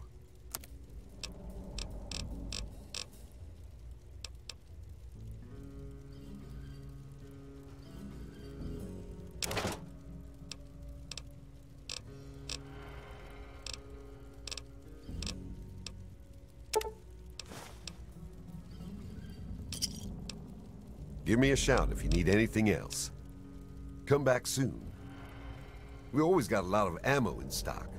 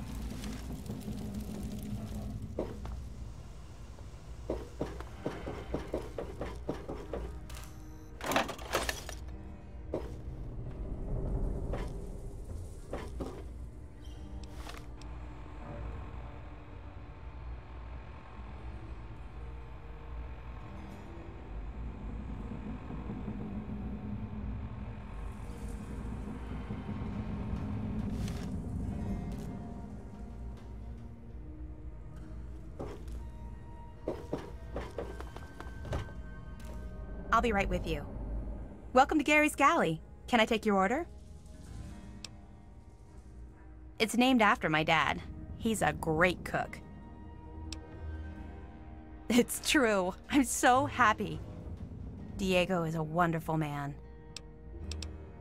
James's mom, Tammy, is a real bitch. She treats him like crap. I think it's because she drinks too much.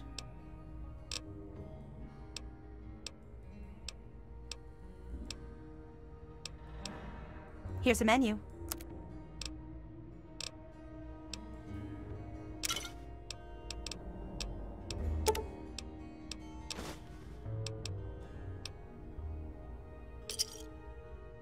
Give me a shout if you need anything else. Thank you for coming to...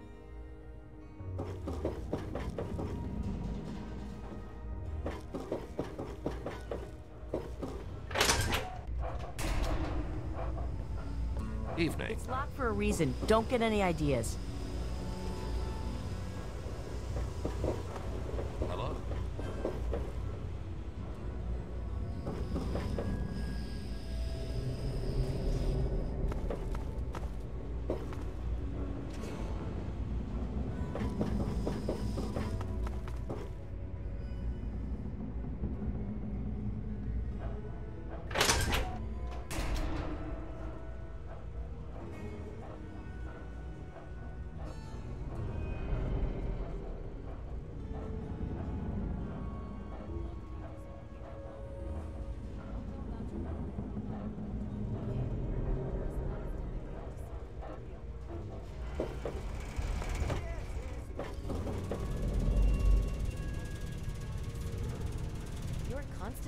options are interfering with those efforts.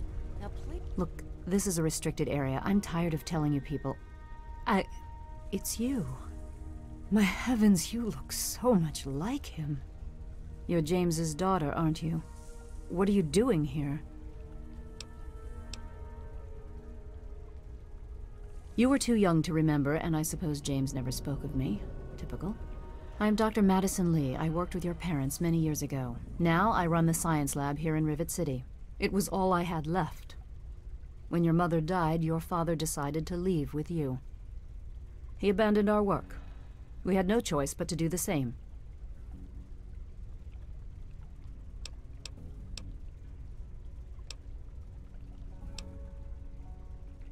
You mean you haven't?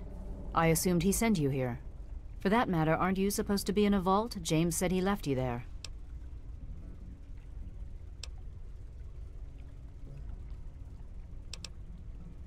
Did you? I was under the impression that's exactly the opposite of what he wanted for you. Well, you won't find him here. He's come and gone already.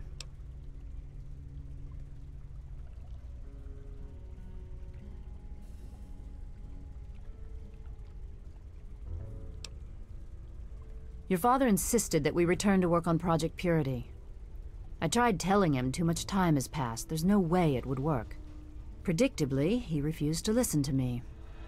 He says he can prove it will work and headed off to the old lab. I'm sorry, I don't know what else to tell you. It's in the old Jefferson Memorial Building, northwest of here.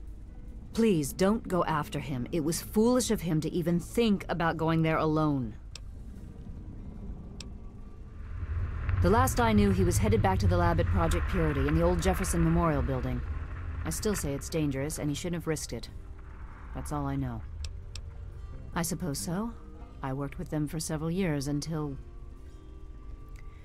your mother died, and your father decided it was time to leave. What else do you want to know? Yes, your mother was... well, she was a good woman. A very dedicated scientist. Your father loved her very much. It was a shame that she died. She had been excited to meet you.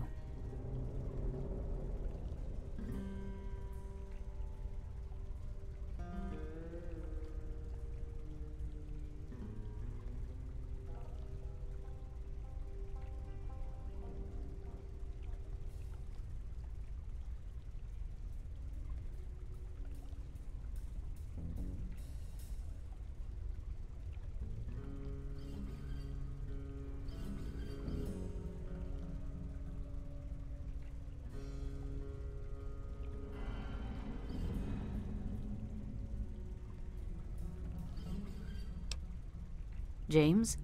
He was very driven, determined to change the world. Well, we all were back then, I suppose. He was focused on two things, really.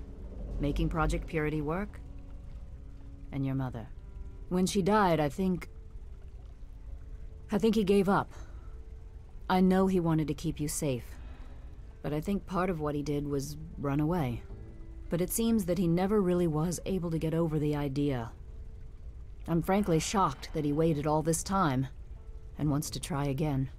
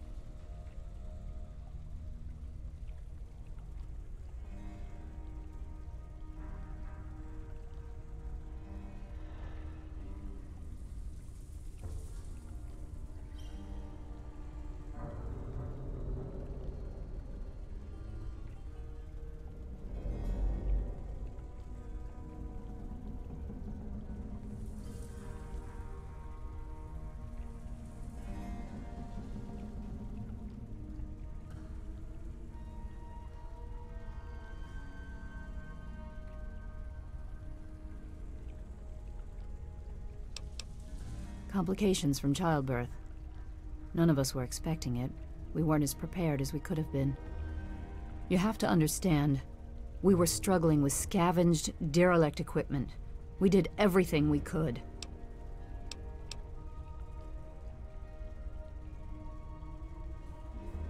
Yes, well, I'm sorry it wasn't enough.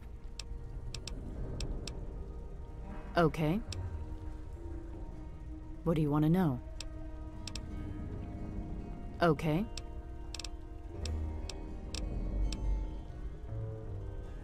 Look, I don't want to be harsh, but I have problems of my own. I don't have the resources to support James's foolish endeavors, or you're chasing after him. I'm sorry.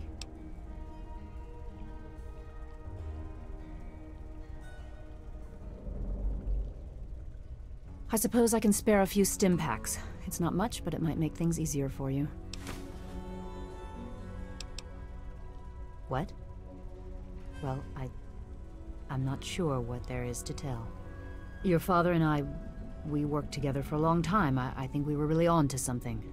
But then there were complications. The project was abandoned and your father disappeared. I returned here to Rivet City and established the lab you see before you now.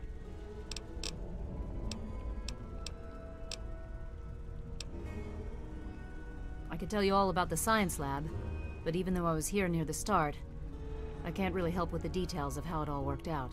It all seems like a lifetime ago. I'm afraid I've had a lot of things on my mind since those early days.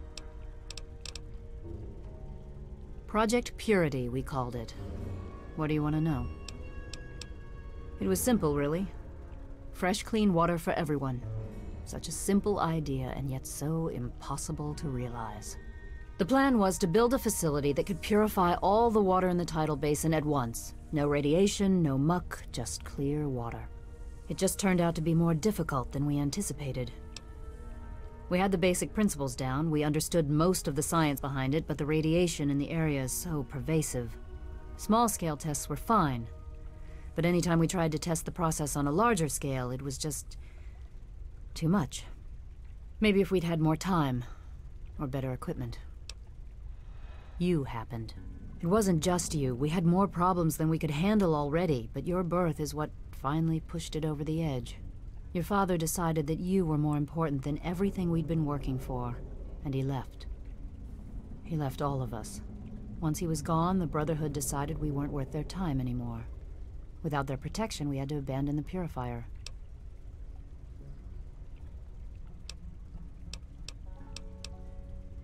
Okay. This is the Rivet City Science Lab. It's taken many long years to put together, but we've done well for ourselves. Our work on portable fusion power and hydroponics are coming along quite nicely, if not quite according to schedule. Rivet City is one of the few bastions of civilization left in the land. We're working to rebuild our society, to make the world livable again. Good luck finding your father. Stand aside.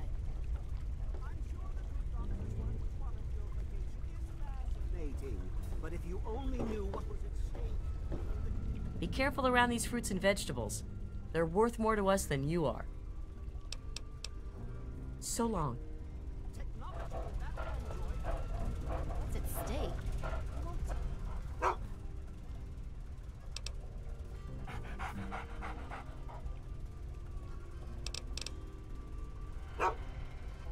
What's at stake?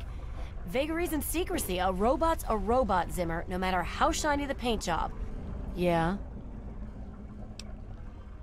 Look, some of us are trying to get work done here. There have been enough disruptions recently. Anybody coming through here would have to talk to Dr. Lee. Why don't you go bother her about it? She's certainly head and shoulders above most everyone else around here, though that's not saying much. The Weatherly Hotel is a good choice. It's on the upper deck. Later. You there. What are you, some kind of lab assistant? No, you look a bit more weathered. Are you by any chance for hire? To the point. I like that. Well, as it turns out, I've misplaced some very sensitive property. How do I put this in a way you'll understand? All you know of robots are those buckets of bolts, those Mr. Handshakers and whatnot.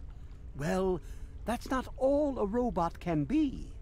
You see, in the Commonwealth, we've made artificial persons, synthetic humanoids, programmed to think and feel and do whatever we need.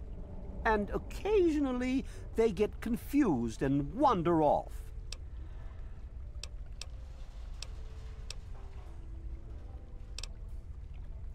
Nonsense! This is a machine we're talking about. Can you enslave a generator or a water purifier? Of course not. The same principle applies. But let's get back to your mission. You are to find this missing android. I've tracked him to somewhere here in the Capital Wasteland. He must have done something drastic, like facial surgery and a mind wipe, or else I would have found him by now. It will be no easy task.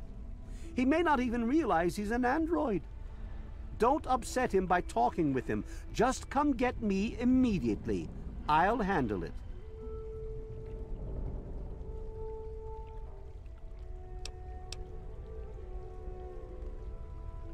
How quaint! Of course you'll be rewarded. I have at my disposal advanced technology from the Commonwealth. I'd be willing to share some of it with you. Just think, you'll be the envy of all your friends. Excellent! Locate my android, and you won't be disappointed. Here, listen to this message he sent me. He's mocking me. I swear, I'll make him pay for that. Forget everything you know about robots. Those buckets are mere children's toys compared to the real thing. Androids have fake skin and blood and are programmed to simulate human behavior, like breathing. They can even eat and digest food realistically.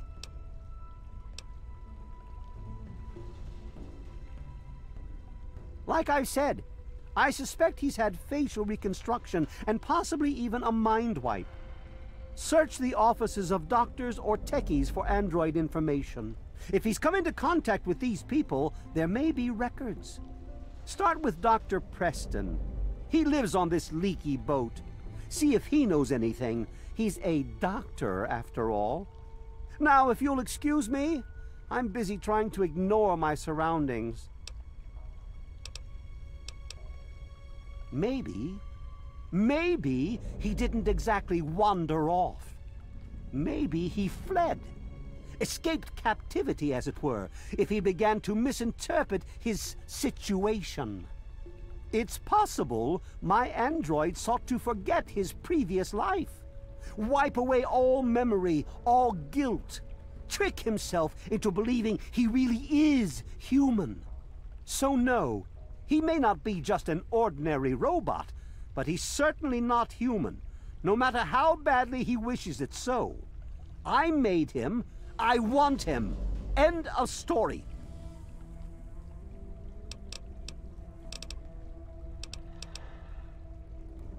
By God, you're as annoying as you are clever.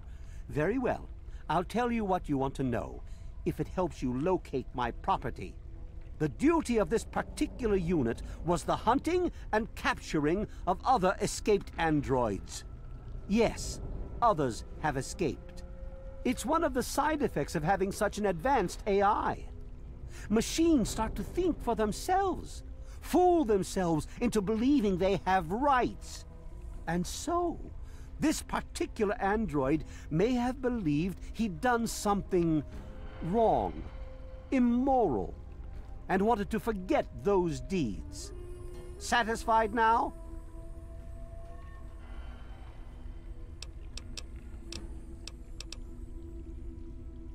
This particular android, designation A321, is different, special, the most advanced synthetic humanoid I've ever developed. The others, like my escort Armitage there, are all older models, easily replicated. But A321? It will take years to recreate him. So you see, this android must be located at all costs. The others are all acceptable losses, but A321, he is irreplaceable.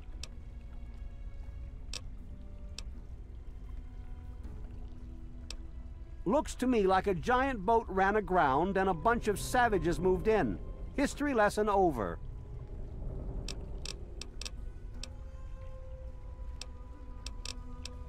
The Commonwealth itself is nothing but a war-ravaged quagmire of violence and despair. Inside the sealed environment of the Institute, however. But the Institute's affairs are none of your concern. Your undeveloped mind couldn't even begin to comprehend what we've accomplished. Of course you do. Lay a hand on Dr. Zimmer and I'll snap your neck like a chicken bone.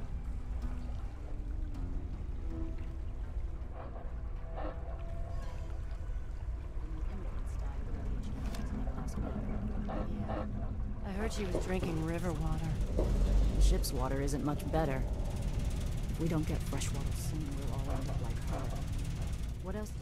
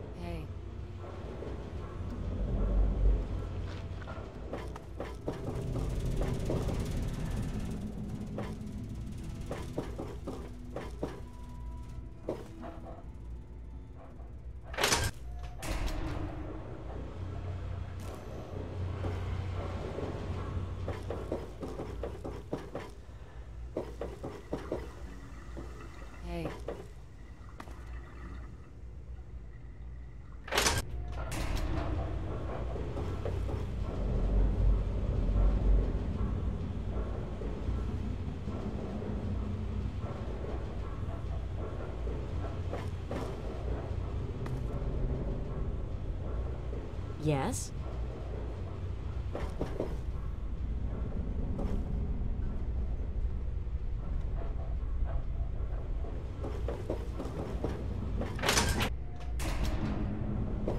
Cut it out! Not too much, Trini. Shit. Just what this hole needs. Another woman. Either buy me a drink or take your skanky ass somewhere else.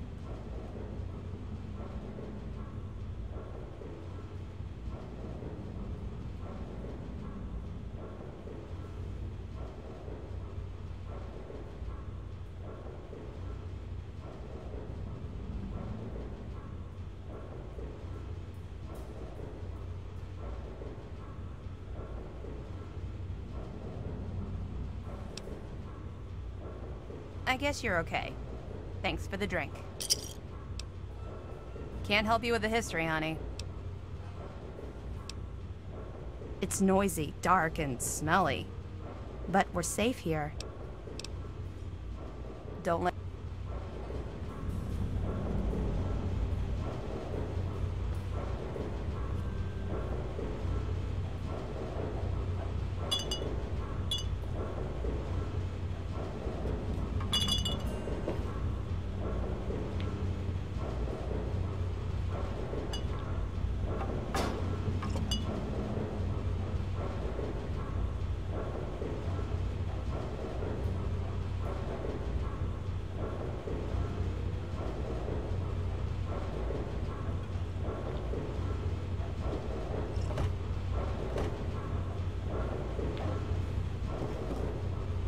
What'll you have?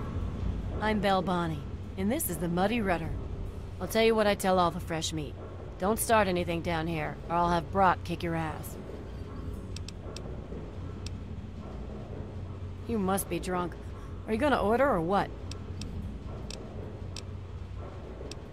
Go talk to Vera if you want gossip. I don't talk bad about folks. Oh yeah, he's a mess. I'm glad I'm not in Cindy's shoes. History? What, not enough shit around here already? You need to dig up more? Don't know if it ever had an official start. It's just been here forever. Stuck in the river and full of assholes. No, I can't fucking well share one. What sort of moron are you? But fine. If it'll get you out of my face, go down to Pinkerton's shed in the broken-off bow of the ship. If he decides to give you a history lesson, it's no business of mine. Now get the hell out of my bar. What the hell do you want? What'll you have?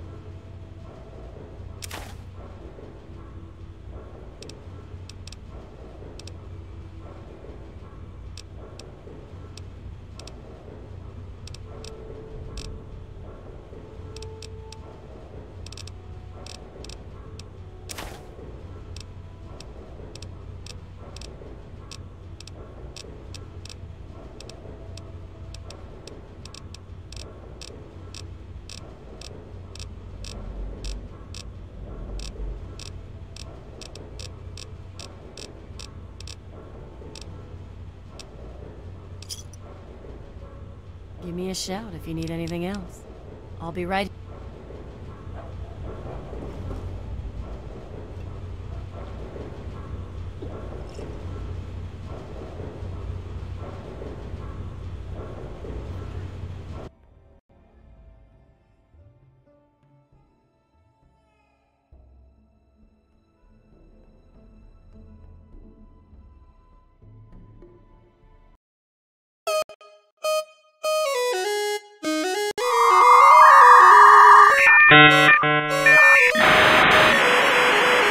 Can you hear me?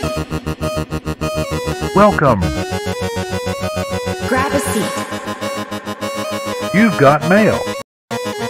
Focus!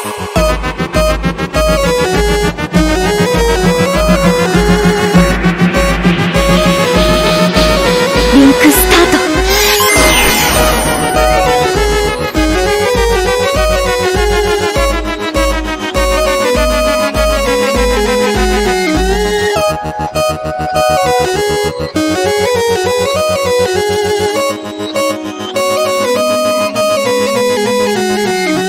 Now I am become death, the destroyer of worlds. When you kill one, it is a tragedy. When you kill 10 million, it is a statistic. Don't.